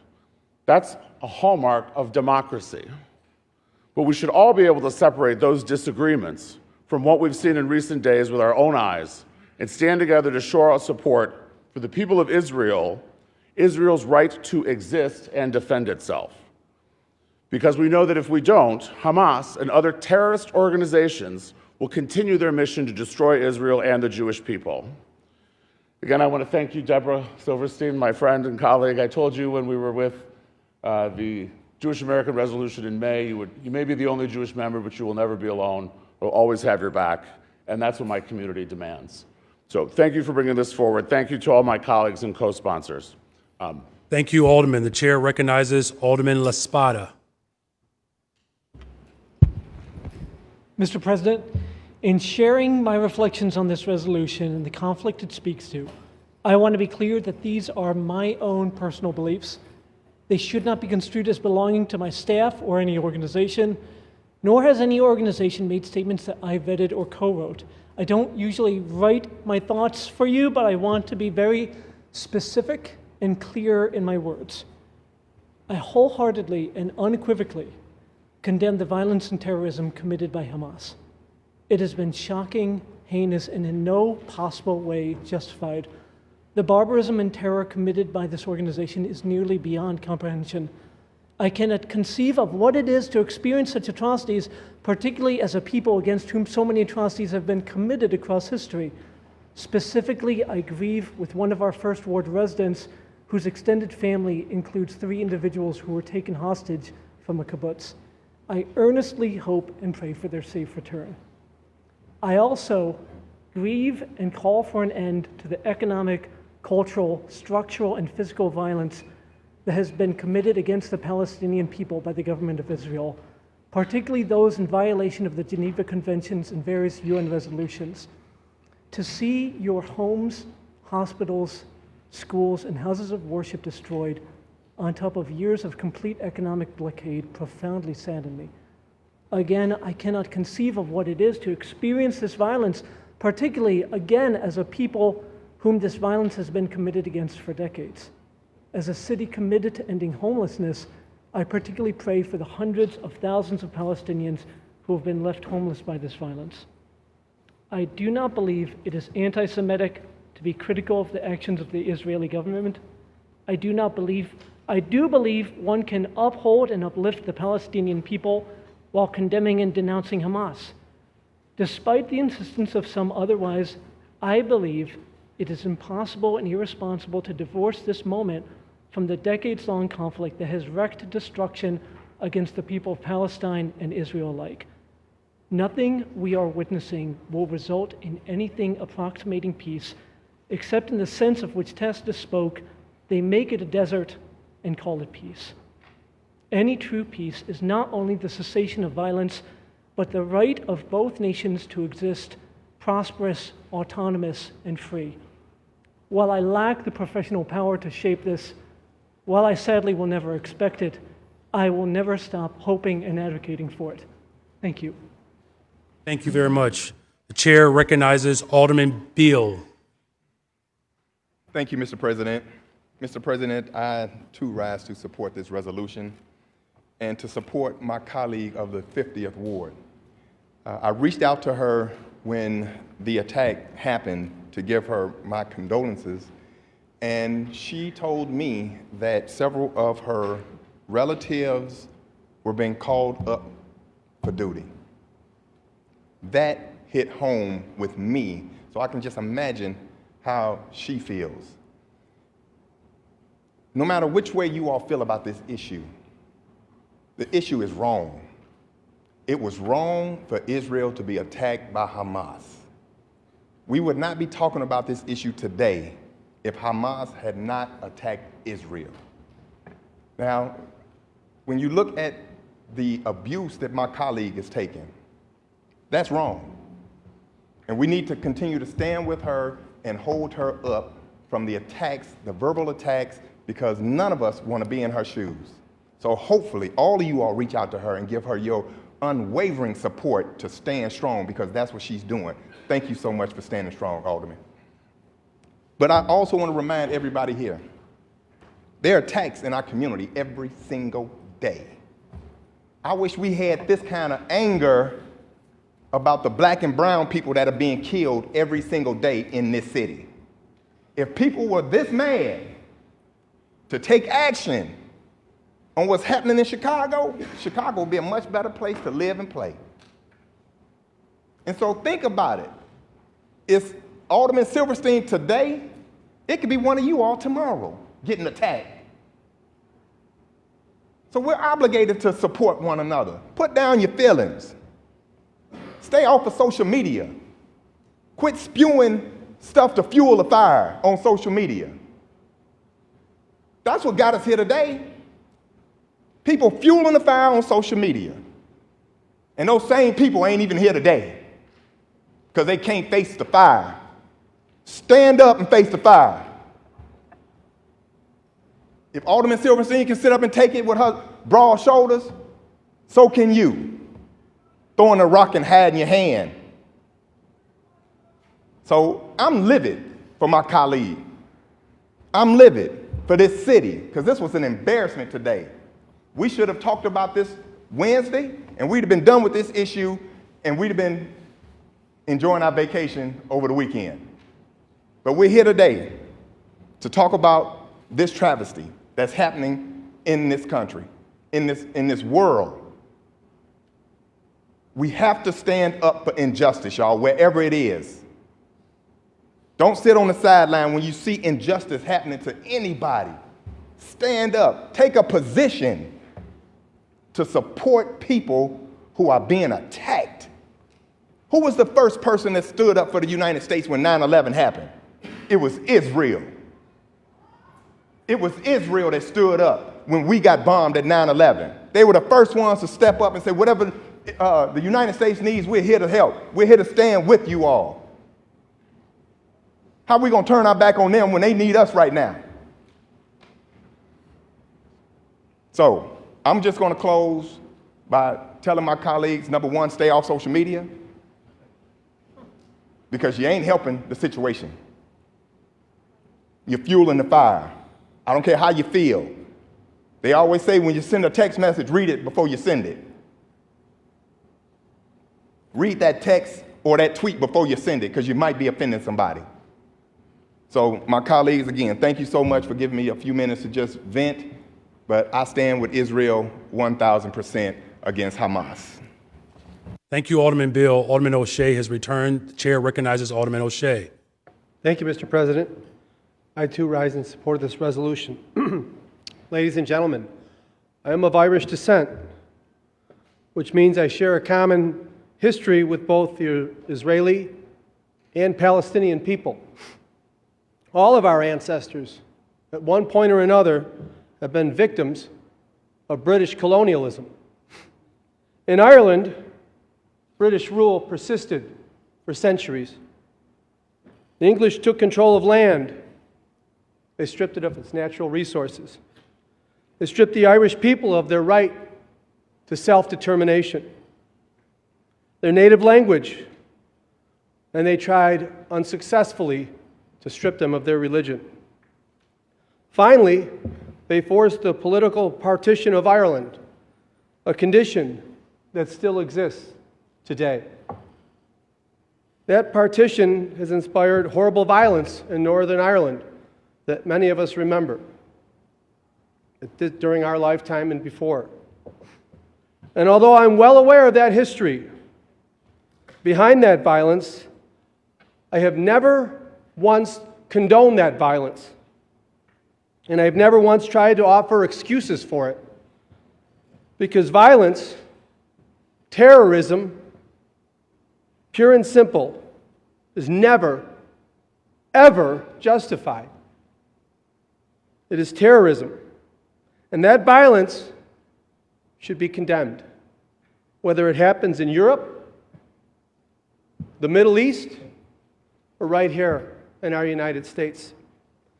Our first instinct when confronted with this type of violence should always be to loudly and clearly reject it. Not make excuses, not try to explain it away. We should do that as both individuals and as a united city council. That is why I stand in support of my colleague, Alderman Deb Silverstein, and this resolution. Deb, I offer you and your community my support, the entire 19th Ward. My prayers are with you, with Israel, and with Jewish people everywhere. Thank you. Thank you. The chair recognizes Alder Fuentes.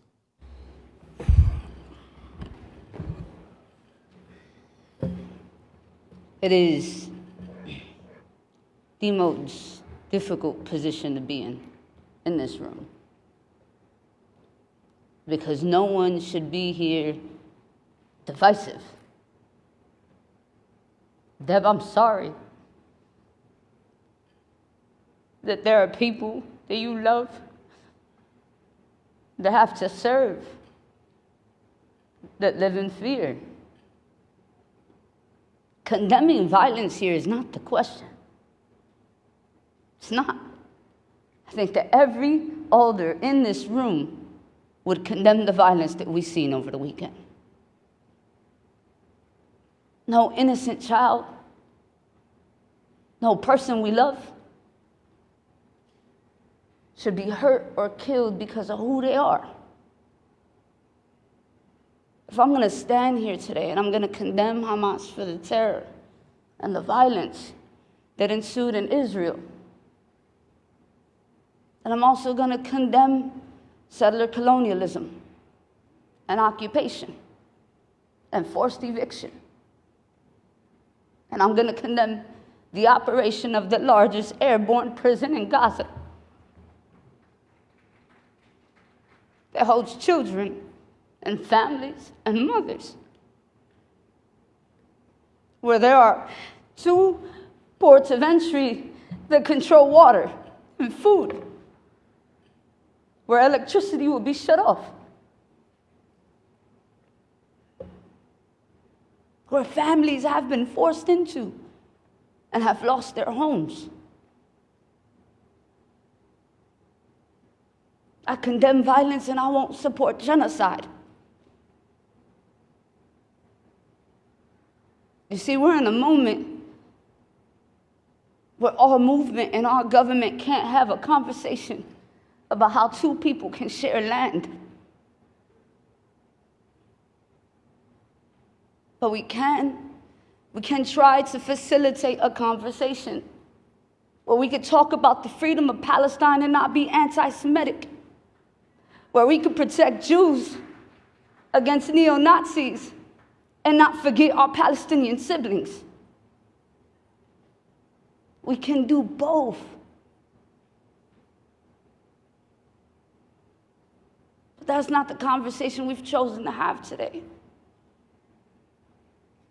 Some people would take media interviews from this body and they will spin a narrative about the left, about the progressive movement.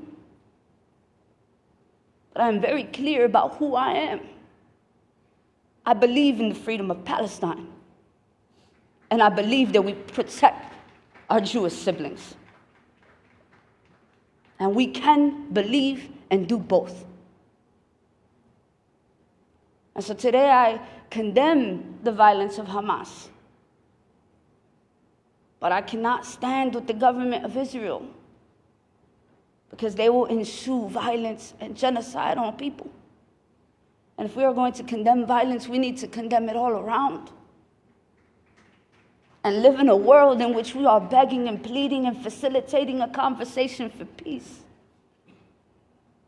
I stand with the people of Israel, the innocent people who are impacted, not the government that seeks to sue murder and genocide. And for that reason, and the only reason, I cannot support this resolution today. But Alderman Silverstein, I will always, always be in solidarity with you. I will always be someone who seeks to protect our Jewish siblings. But I will also fight with my Palestinian siblings for the freedom of Palestine. Thank you, Mr. President. Thank you. The chair recognizes Alder Rodriguez Sanchez. Thank you, Mr. President.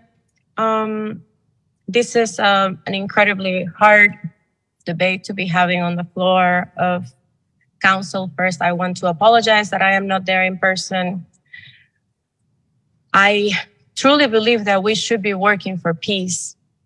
I am currently in Milwaukee with Milwaukee Public Schools, and I am in a training for restorative justice, trying to bring some of that learning and that some working for peace to the schools in my community. So I apologize that I couldn't be there. This trip was planned about 3 months in advance. I am sorry beyond words for all the pain that both the Jewish community and the Palestinian community are experiencing right now. They are all part of our communities. I think condemning the violence that took place in Israel, the horrific violence that took place in Israel by Hamas, is something that we are all united on. There is no doubt. no civilian should ever be killed. But that is not the only thing that this resolution does. This resolution also asks this body to put the name of the city of Chicago to be in support of the government of Israel. And I have heard several of my colleagues saying that's not what this is about, but it says it in the resolution that we, the members of the city council, stand in support of Israel.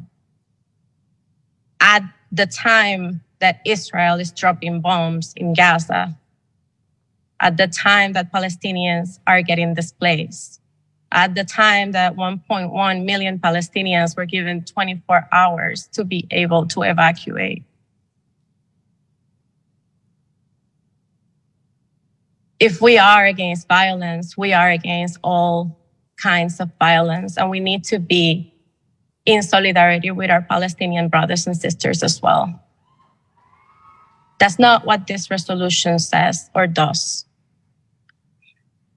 Just like my colleague from the 26th Ward says, Deborah, we are incredibly sorry for the pain that you are experiencing and the pain that the Jewish community is experiencing right now.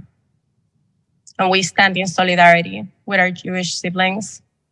And Chicago is always going to be a sanctuary for Jewish people, and we are going to work towards that always. But that cannot be at the expense of the lives of Palestinian people. The name of Chicago should not be signed on to commit genocide. So if there's a voice vote on this resolution, I want to be recorded as a no. Thank you, Mr. Chair. Thank you. The chair recognizes Alderman Hopkins.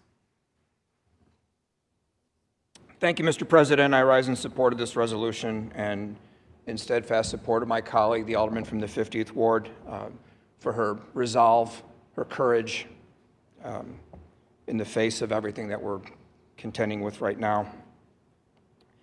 My support is unequivocal, and I find it puzzling that so many are struggling with that. And we've just heard from some who sound like they're supporting it, but there's an equivocation there.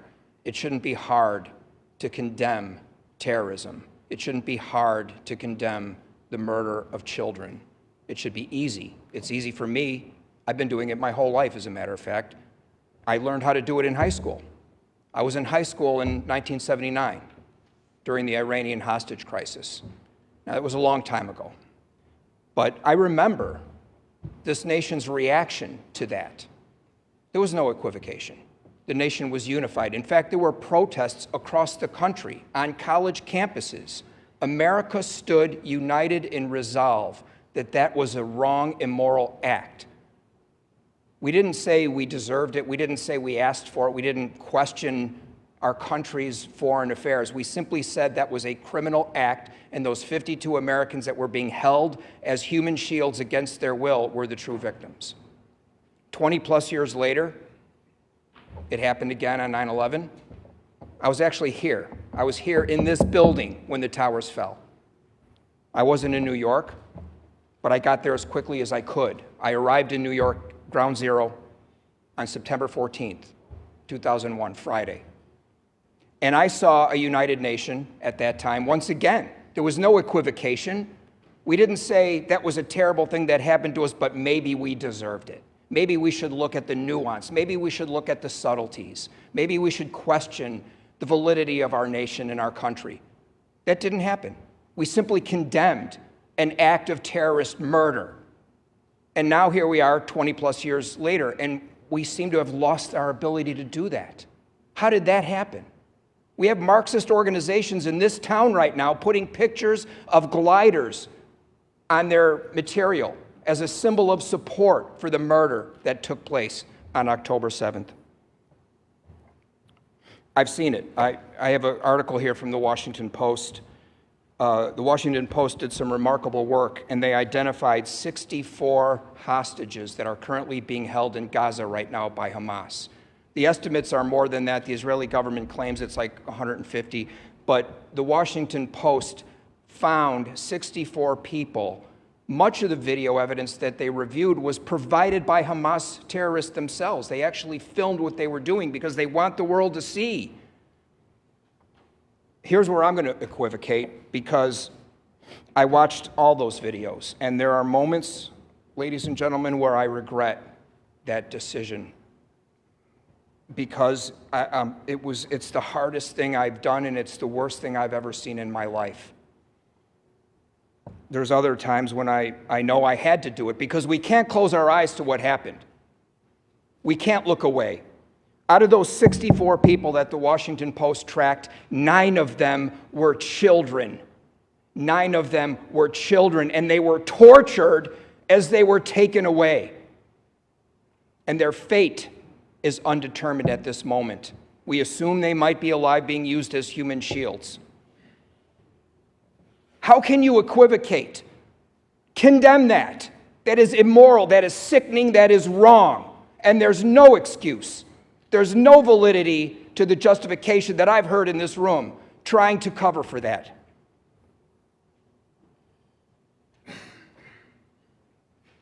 I don't know where this is headed. I don't believe we were at war on October 6th, but I think we are now. I think we're in serious trouble as a nation, as a world, as a people, and we've lost our moral compass when we can't look at intentional murder and rape that happened on October 7th without equivocation. I stand in full support, unequivocal support of my colleague on this resolution. Thank you, Mr. President. Thank you. The chair recognizes Alder Sixto Lopez.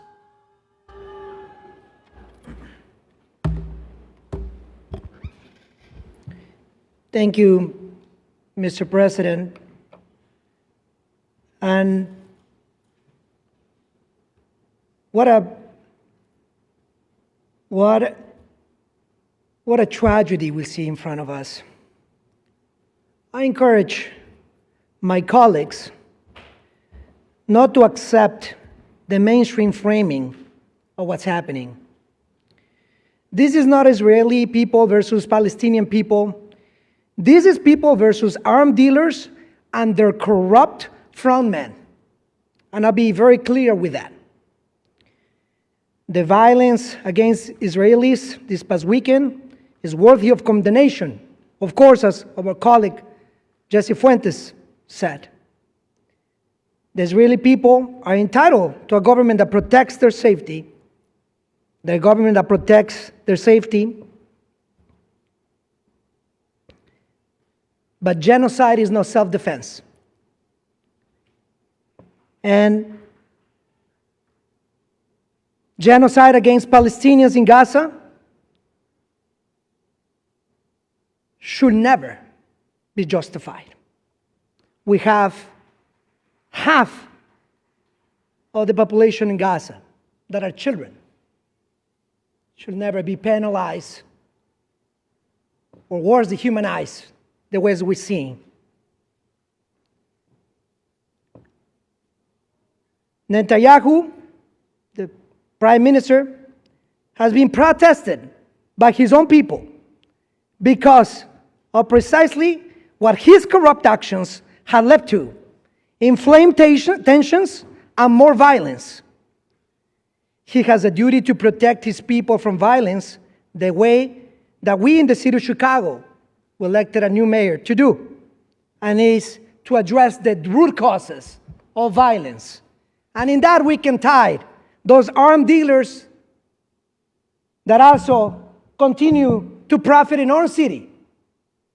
So as we will never allow the dehumanization of our own children, we do not condemn, we do not allow the dehumanization of anyone. And to address the root causes of this violence, it is clear that the occupation must end. Instead, Netanyahu has violated international law daily with impunity and complicity from American politicians that are also in bed with armed dealers and fossil fuel interests who profit from the conflict, who profit from the war, and who profit from our suffering. The Israeli civilians are the ones who want peace.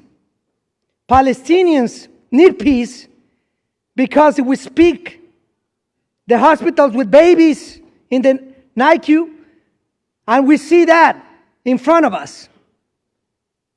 Kids with no electricity. They don't have a place to store. They don't even have a place to store bodies. That's how tragic this is. This body needs to call on Netanyahu and the Western powers to stop this genocidal siege and respect the humanity of civilians and children in Gaza and put an end to the desire of revenge. Because as Gandhi said, an eye for an eye and we all be blind. And that's exactly what's happening. We're blind. And we're blind for profit.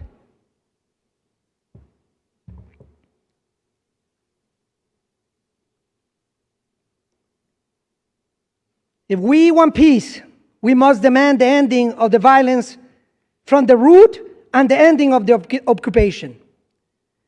Free Palestine and free all the people from its endless cycle of violence, profiting arms dealers and fossil fuel industries that here form pacts in our own community and spread the same violence that we see in other parts of the world.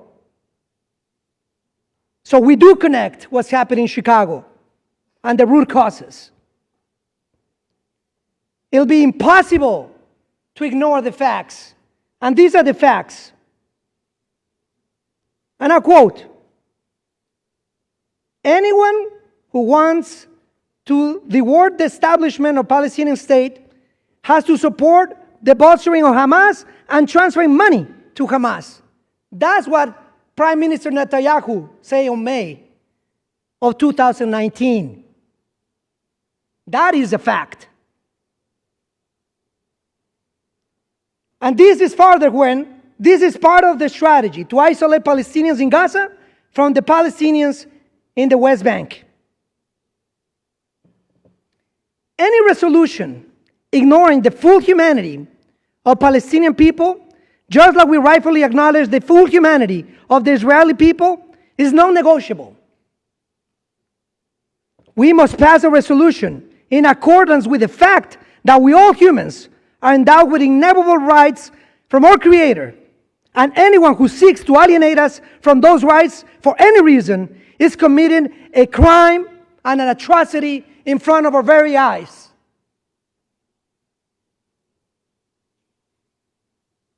Yesterday, we also attended with a colleague, Alderman Silverstein, to remind the atrocity of the Holocaust. And let cruelty not dominate our future and the future of our children. I want to especially recognize the many members in Congress, or Congresswoman Delia Ramirez, who also opposed a similar resolution. So there is dissent and there's resilience. And I'll explain you why. The wonderful young people that we heard cry, desperate, for elected officials to listen and to listen to facts. Those are the beautiful people that are also part of our community. People of Mexican descent and Palestinian descent who met in communities like Pilsen. Ports of entry for immigrants. Same immigrants that are dehumanized as well for fleeing violence. So when does the end of this cycle? When does it finish? And the council has a decision to make to start doing the job of the people or allow those campaign contributions to buy our consciousness. I, for one, don't have the consciousness to deliberately and against the fact and against the international community stand with the wrong thing to do. And this is a call also for President Biden to be a leader and not embolden genocide. So today, we said we're in solidarity with Israeli people and Palestinian people, both victims of the addiction on fossil fuel industry by politicians as well as armed dealers. And today, I stand against them for that very reason, this resolution, and asking our colleagues, do we want our blood in our hands? Or do we want a better future here in Chicago and beyond? So today we say, free, free Palestine. Thank you. Thank you, Alderman. The chair recognizes Alderman Will Hall. Thank you, Mr. President. This morning, in my devotion, I turned to a familiar passage of Scripture. The question was raised, where's your brother? Your blood is speaking. His blood is speaking, rather. The blood that is crying from the ground. I say it again. The passage read, where's your brother? The voice of your brother's blood is speaking from the ground. Having walked through the gas chambers in Auschwitz, and having looked in the eyes of so many who still are traumatized by what they've been told and what they've seen, and at the same time, looking in the eyes of those on 75th Street who are afraid to leave and to go to and from. Having walked in the chambers, the blood that was on that ground in Auschwitz said, war no more. And the blood that's been shed on October the 7th, war no more. So the question now becomes, what are we listening to? And what will we do to make sure that we can stop innocent blood being shed on the ground? We come into these chambers with the heavy burden of so many people on our shoulders, but nobody wants innocent blood shed on the ground, whether it's in Gaza or 75th Street. And so I stand here today to say any policy that leads to innocent blood being shed, I don't support. And any terrorist group that leads innocent blood on the ground, I don't support.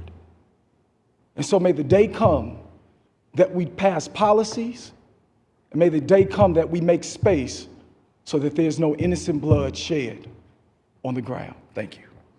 Thank you very much. The chair recognizes Alderman Sposato. Thank you, Mr. President. Before I speak, I'd like to commend you. I thought you did an awesome job handling that meeting. Most of those people obviously wanted to get kicked out, and you gave them chance after chance after chance. Finally hit the boiling point, you had to kick them out. So I commend you on doing a good job. I text you, but I guess you weren't paying attention to your phone.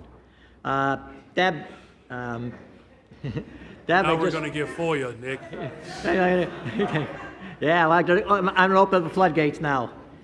Deb, I'd like to think that I've been one of your biggest supporters and Israel's biggest supporter around. I know I'd like to think I was one of the first people to call you, standing in support of you. So, you know, before I speak, I'm usually not worried about speaking, but Bennett, you and Brian kind of scared me a little. You guys spoke so awesome and so eloquent that I actually was thinking about chickening out today, but I felt I couldn't chicken out. So just want to make sure everybody knows I stand with Israel.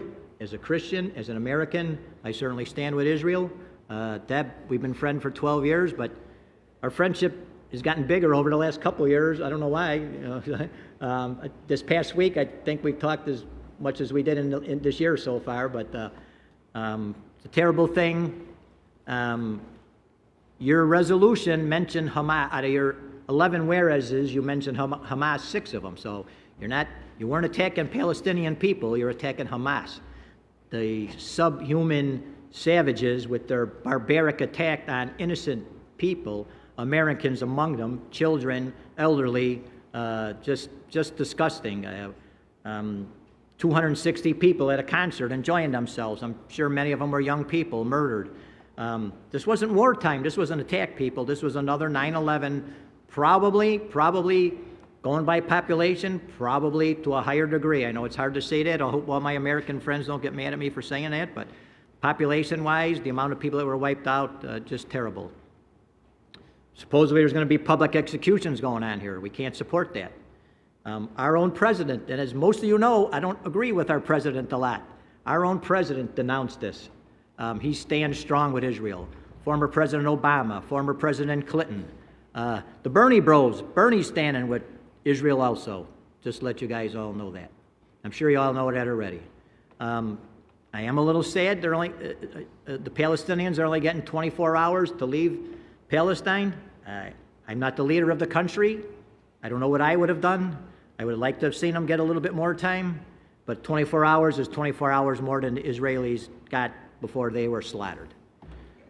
So with that, Deb, just want to say we're friends forever. I'm sorry what you're going through. And everybody out there, it's just a disgusting act, but I stand with you 100%. God bless you, God bless Israel, and thank you, Mr. President. You've done a great job running this meeting today. Thank you, Alderman. Are there any other? The chair recognizes Alder Lopez.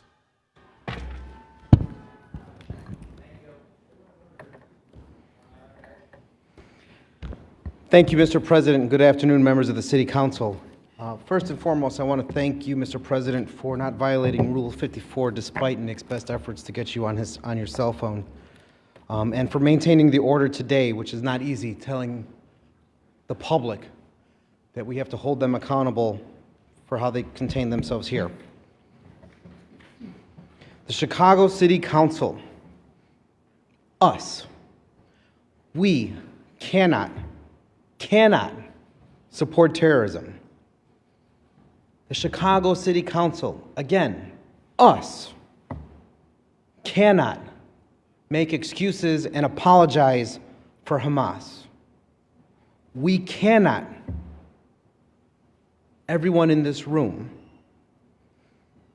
work towards manufacturing a state of ignorant bliss that ignores the coordinated, planned attack against Israel that took place last week.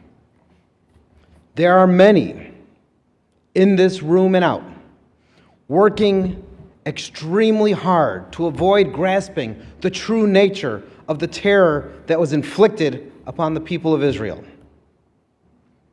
An attack that has since left over 2,400 people dead. A loss of humanity starting at the Nova Festival, slaughtering people in their kibbutzes, where they lived as a community, for those who don't know or are unfamiliar, where thousands were massacred in their homes and neighborhoods throughout the region. An attack that has resulted in over 150 people taken captive as prisoners back into Gaza by their terrorist captors, with 60 still remaining unaccounted for. This was an attack that was designed to exploit a weakness while maximizing the psychological impact on the people of Israel, on the Jewish people, and on the world. Members of this body, others throughout, that continue to try to apologize and rationalize what has happened have been failed by their sense of contrived moral indignation. They have chosen to call the terrorist killings nuanced, justified, or the result of policies beyond those of whatever an infant could have imagined. They have demanded the human rights and abuses to end while being silent about the victims butchered in the operation known as the Al-Aqsa Flood, which, by the way, was the same terminology and designation given to the flooding, the City Hall flood, which we saw play out here today. We have leaders who have publicly questioned at every turn the legitimacy of the reports on the carnage that has unfolded, in some cases, in real time, thanks to the various social media platforms used by the victims. These platforms showed the world messages and videos loaded with fear, desperation, and the legitimate terror on the faces of women being paraded around after being raped, of the elderly and the affirmed, abused and tortured and set on fire, of families listening and cowering in safe spaces as they heard their relatives and family pets and other neighbors being killed all around them while they were hiding in their own homes, hoping that they weren't found, hoping that their homes weren't set on fire with them in it. Too many in here and out have worked hard to manufacture a narrative that blames the victim of terror as being responsible for what has unfolded. Our colleagues today have said we have a duty to advocate for peaceful resolutions in the Middle East.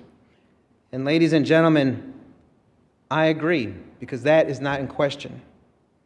We can support both the Israeli and Palestinian people as they continue to strive towards a peaceful coexistence, which is what many generations have long hoped for. However, the atrocities committed just a few short days ago are nothing short of monstrous. These actions demand consequences. Would any of us, as our colleague said, have tried to legitimize the attacks on our own country following 9/11? Would we have given excuse or safe harbor or an apology to Osama bin Laden for killing nearly 3,000 Americans so many years ago? One of our colleagues talked about going to the Holocaust Museum. And yet here we are, some in this room and out, struggling to find ways to remain silent or apologetic towards those that seek to exterminate our human brothers once again. Actions, my friends, and our inactions all have consequences. Attempts to intellectually conflate concepts, to mix the apples and oranges, so to speak, will only serve to give cover to those looking to justify terrorism and genocide. We have seen how this is played out in our own streets. For those who raise the question of peace in our neighborhoods, when we play with words and semantics to give cover to gangs and drug dealers so as not to demonize them while they destroy our neighborhoods. This, ladies and gentlemen, is no different. Our moral clarity must be clear and without question. Our colleague's resolution, which I stand in firm support of, and thank her for being brave enough to stand strong to present it, speaks that we are united, as one of our speakers said earlier, in condemning the terrorist attack that was planned and executed against civilians. That we stand with Israel during this traumatic and painful chapter that's been newly added to its history, and that we pray for the lives of those lost and the safe return of those held captive. How is any of that controversial? How is any of that debatable? How is any of that where we find ourselves with 40% of the members refusing to join something as basic as saying no one should have to live in a world filled with terror? We cannot sit here as leaders and look to our colleague and say we're in solidarity with you, but we support you, but we're with your people, but you are telling the terrorists that you are with them. You are siding with those who seek to terrorize the world. That is very much a true statement. Because this is not about the Palestinians or the Israelis, the Jewish or the Muslim. This is about a group of individuals who the whole world knows is hell-bent on killing people for its own agenda. It is irrefutable that that is what pushed them to do what they did, and what will push them to continue to doing what they believe in doing at every turn.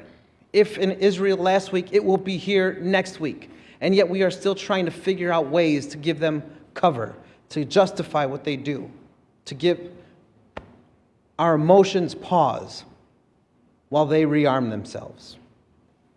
No pause, no cover, Mr. President, is warranted when our enemies are at our doorstep.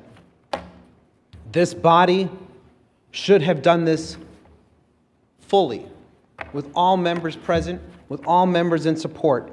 It is utterly shameful that this is even a divided question. But we will get this passed. We will show the world, we will show our residents what it means to stand truly in the words of solidarity when we give no cover to those who would do harm to ourselves and to our friends. Thank you, Mr. President. Thank you. I have two more alders that wish to speak, Wagasback and Lee. If there are any others, Wagasback is okay. So I have Lee, Villegas, Conway, Irvin, and if I could, as well as, Julia Ramirez.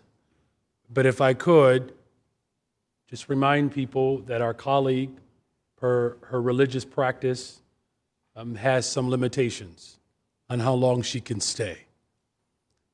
And I believe the time is coming soon. All right, so the chair recognizes Alderwoman Lee.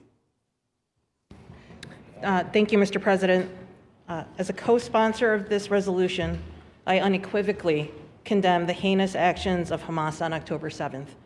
And I won't stand here and recount any more of that. I think we all know how ugly it was, and that is not in dispute. I pray for the safe return of the hostages, including those that are from Illinois, mother and daughter, Natalie, and her mother, Judith. And this morning we got a report that said that it's likely that they're alive, so we'll continue to pray for their safe return. My support for this resolution does not mean that I'm not also heartbroken about and condemn the humanitarian crisis that has unfolded since October 7th, since Hamas attacked Israel on October 7th, which is now affecting the people of Palestine. And what's happening there is not acceptable. In my previous life, I did a lot of humanitarian aid and disaster response work, and it was my job to help people in their greatest hour of need. And I was one of those people who didn't have to stand on the sidelines and just watch. I could help. And like many of us here, I think we feel very helpless to do anything. You know, over the past few years, we've seen a sharp increase in Jewish hate crimes in Illinois, and I know that the Muslim communities across the country have also seen an increase, just like Asians have since COVID. And while I'm not comparing any of my own personal experiences to what's happening right now, I think we could all agree that any of this hate that is fueling this violence needs to be beaten back. As things progress with this conflict, I'm going to ask that my colleagues in the City Council, the Chicago Police Department, and all of us with the power to protect, the power to have conversations, the power to encourage people to be in a dialogue, that we keep our eye on the ball when it comes to safeguarding all of these populations who may be experiencing heightened threats at this time. And that should be the priority for all of us. Thank you. Thank you. Chair recognizes Alderman Villegas. Thank you, Mr. President. I stand in support with this resolution. Having been in the region twice, once during Desert Shield, Desert Storm, as a Marine, actually being in combat, understanding that there are people out there that don't like democracy. And a second time as an elected official in Jerusalem and also visiting the West Bank. Seeing kibbutz, which are bomb shelters, dressed up with Winnie the Pooh in order to soften it for young children that have to think about bombs on a daily basis. Hamas is a terrorist group, period. Hezbollah is a terrorist group, period. Have we not forgotten what occurred on 9/11? The reason why we are fortunate that we have not been impacted with terrorism on our shores is because we're a little bit further apart. But condemning terrorism is very easy. And we should all condemn terrorists.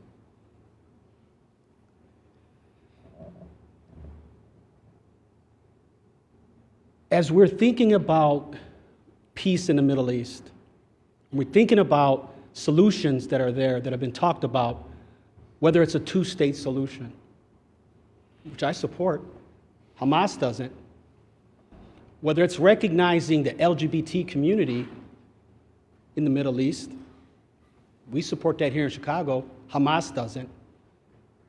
These are people, again, that want to end democracy. And I can tell you that Israel, like Ukraine, are allies. There is no part-time ally. Either you are an ally or you're not. So I stand with Israel because they are an ally. They are a democracy in the Middle East. And I would encourage us to remember, as a democratic body here, that we support democracy. There's a reason why the governor of Illinois, President of the United States, presidents and prime ministers throughout the country that are all democratic have shown support for Israel, because they too believe in democracy. So, ladies and gentlemen, this is a resolution that I want to thank my colleague from the 50th Ward for bringing forward. We can do both. We can think about and pray for peace in the Middle East.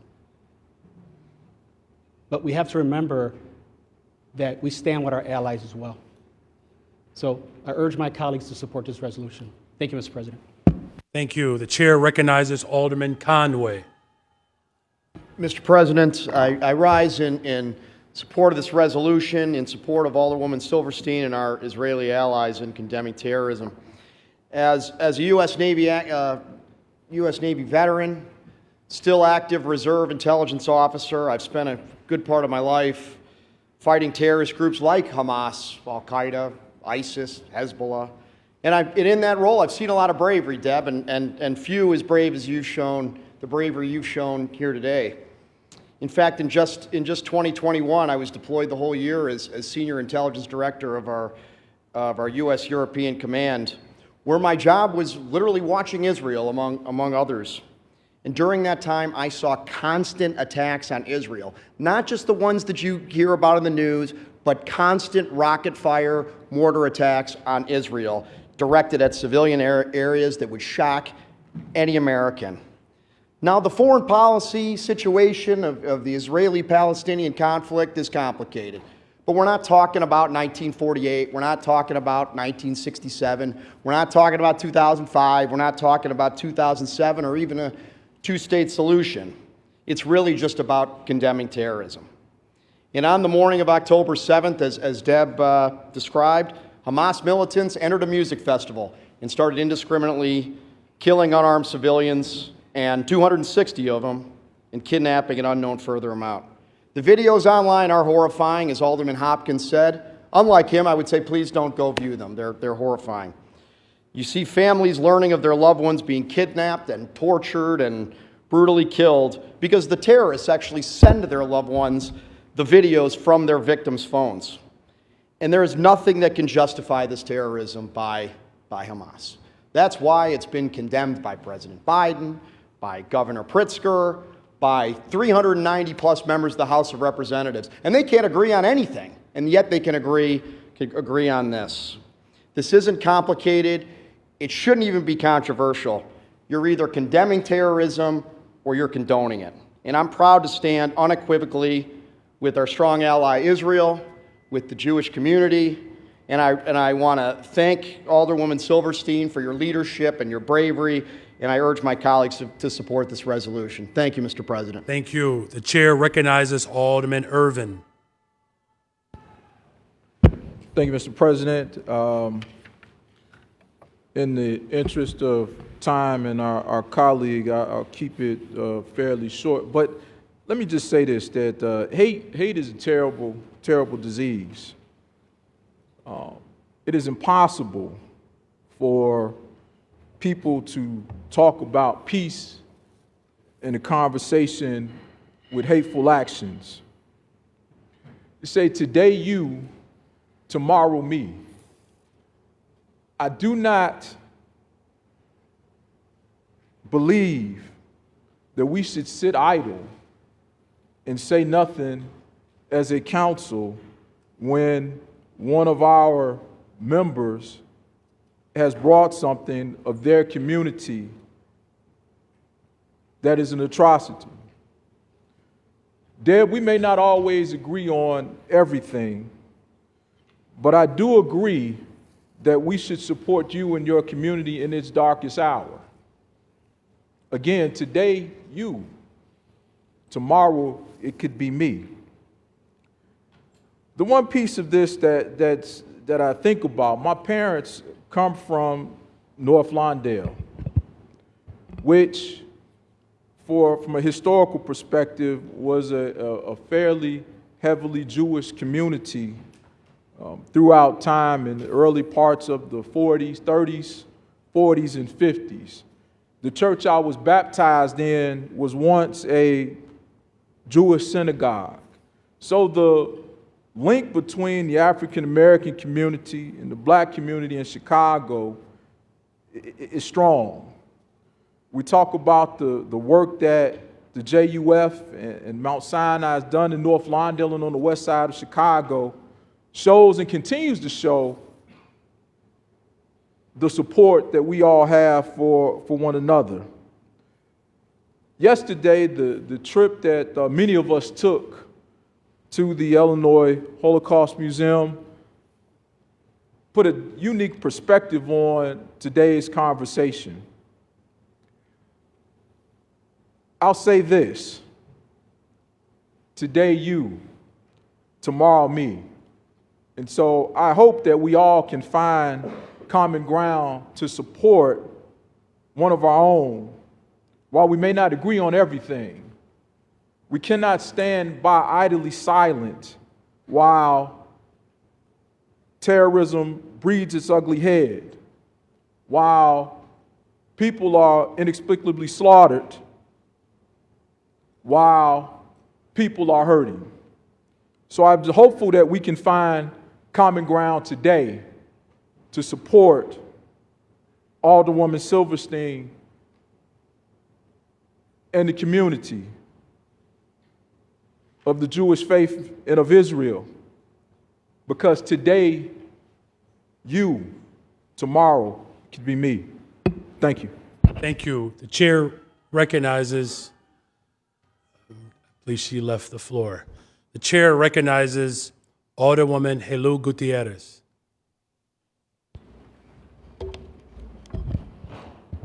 Thank you, Mr. President.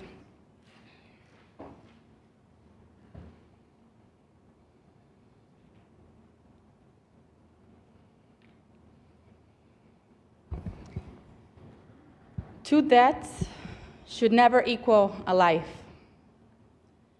My upbringing in Mexico exposed me to the horrors of the drug war.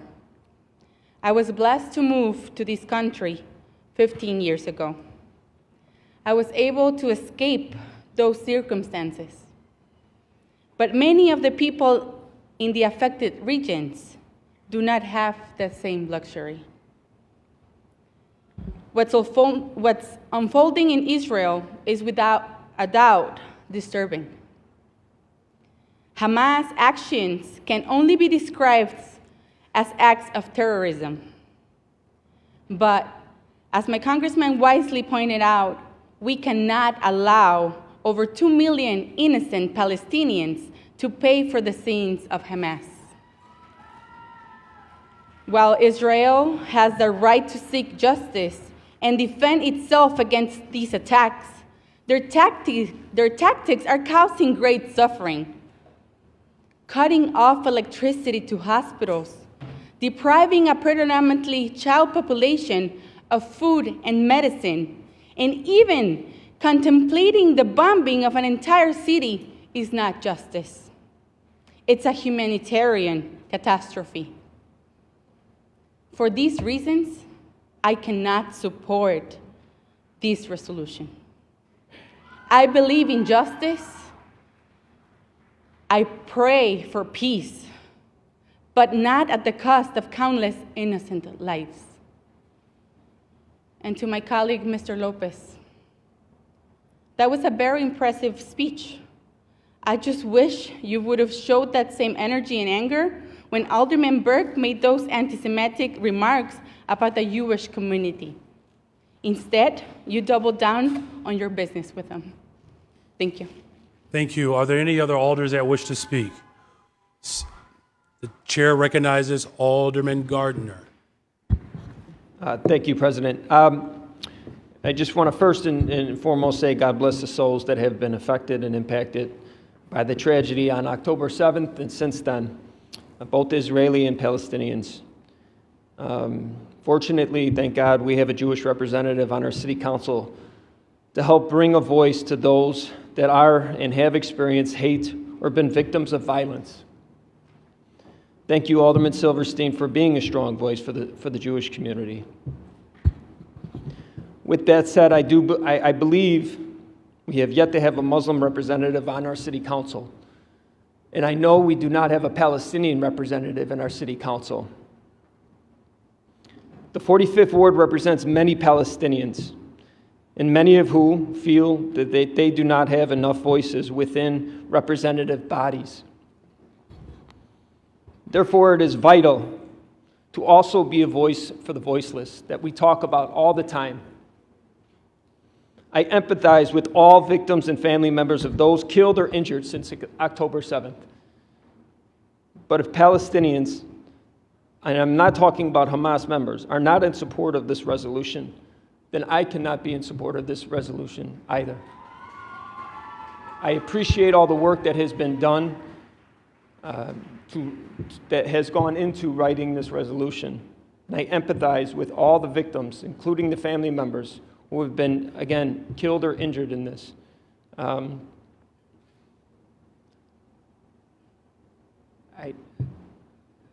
Palestinian people in our community are some of the nicest, kindest, warmest people that I've ever met, as well as Jewish people.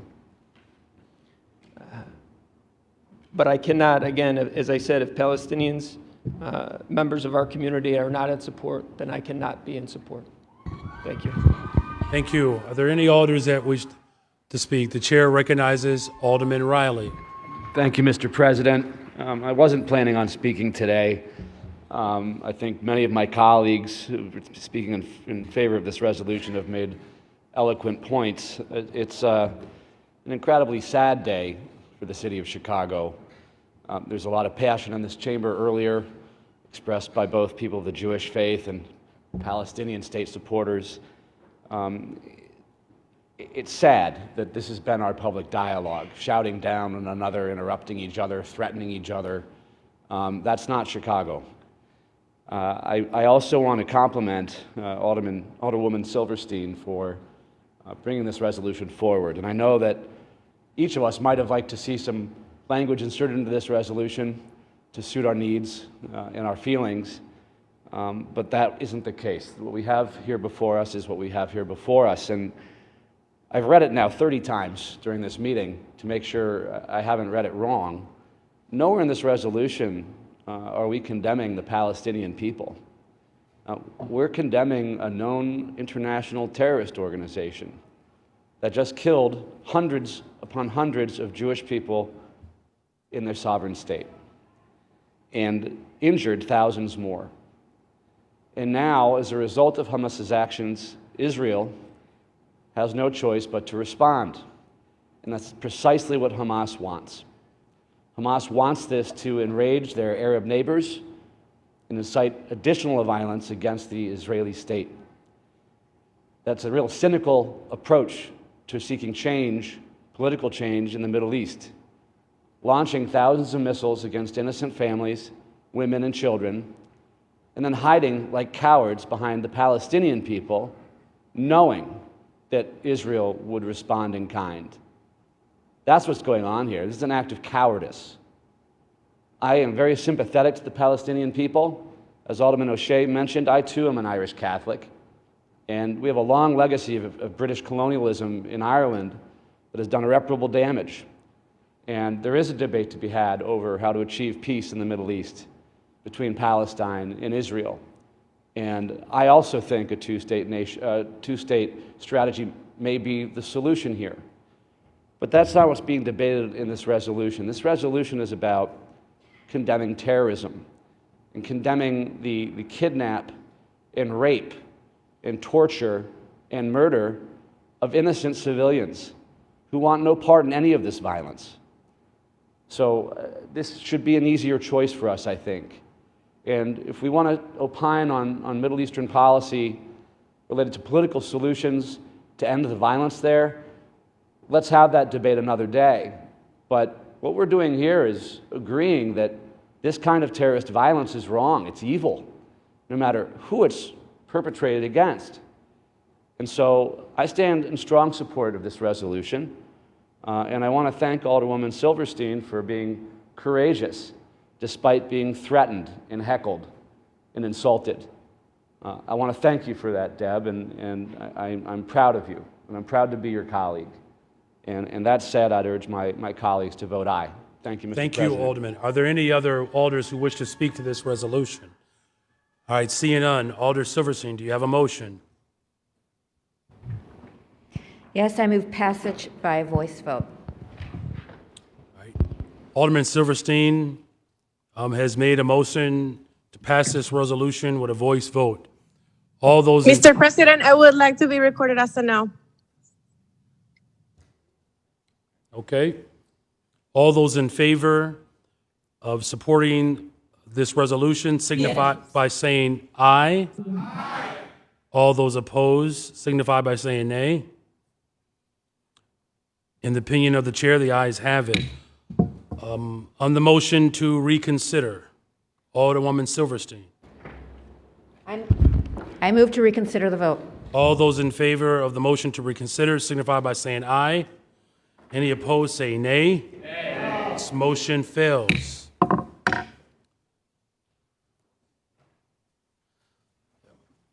Alderwoman Silverstein, on the motion, we never suspended, that's right.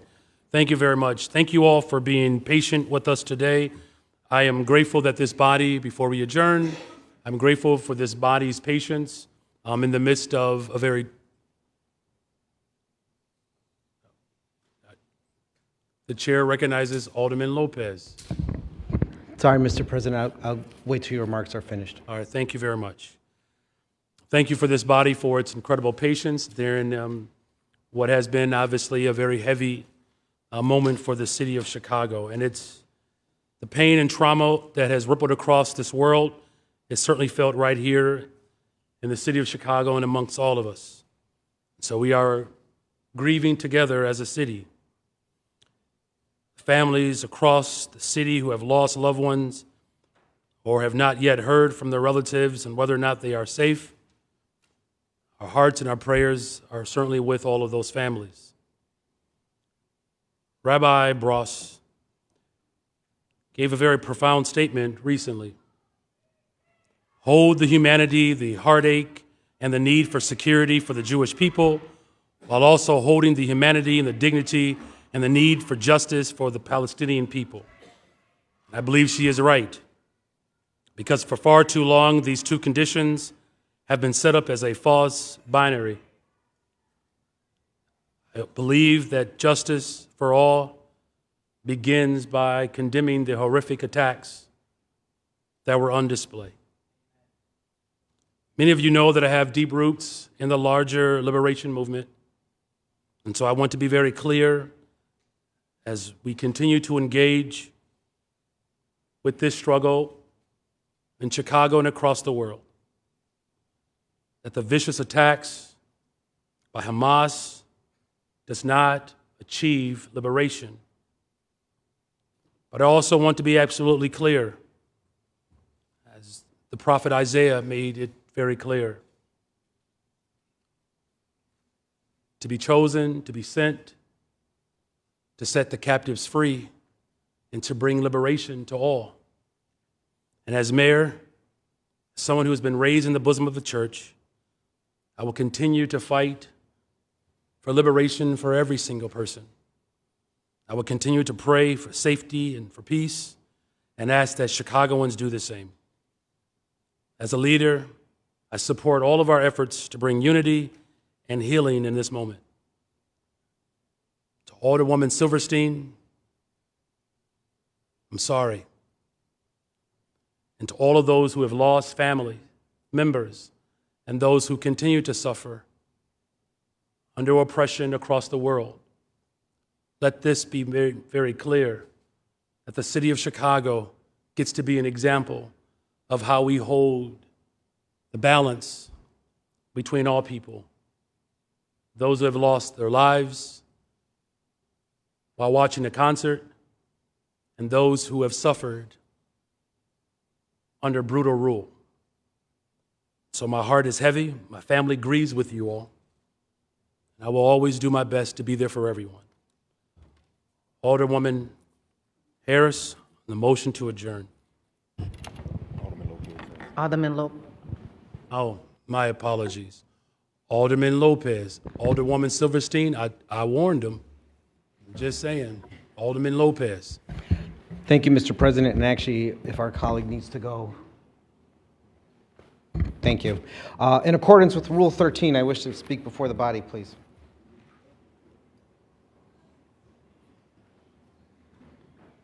As my character and reputation has been impugned by the good colleague of the 14th Ward, bears addressing.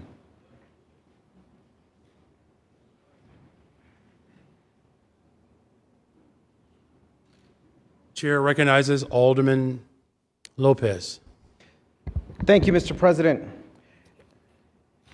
And to our colleague, Alderman Silverstein, thank you.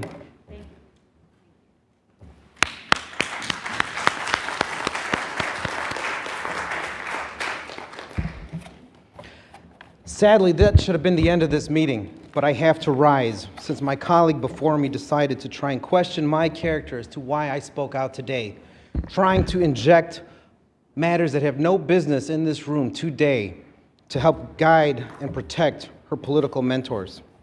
It is unconscionable that that kind of discussion would be made by someone who my ward, my staff, my community has helped for the past 4 months when my aldermanic neighbor couldn't even open her own office. This body, as we talk about how we set and support each other, requires that we set and work together. But if you want to be that kind of person, if you want to make these wild accusations on the public floor as we're trying to show solidarity about something that has nothing to do with your politics and your congressman's politics, then shame on you. Such messaging must be confronted and it must be stopped because it is completely unacceptable to make such salacious accusations and charges by one member by name that has no bearing in what's going on here. There's a time and a place when these things will transpire, when we should be uniting with our colleagues, with our greater Jewish community. To have it sullied by this moment by the alderwoman of the 14th Ward and her political benefactors is shameful. Thank you, Mr. President. Alderwoman Harris on the motion to adjourn. There being no further business before this body, I move that we adjourn. Hearing no objections, so ordered. This meeting is adjourned.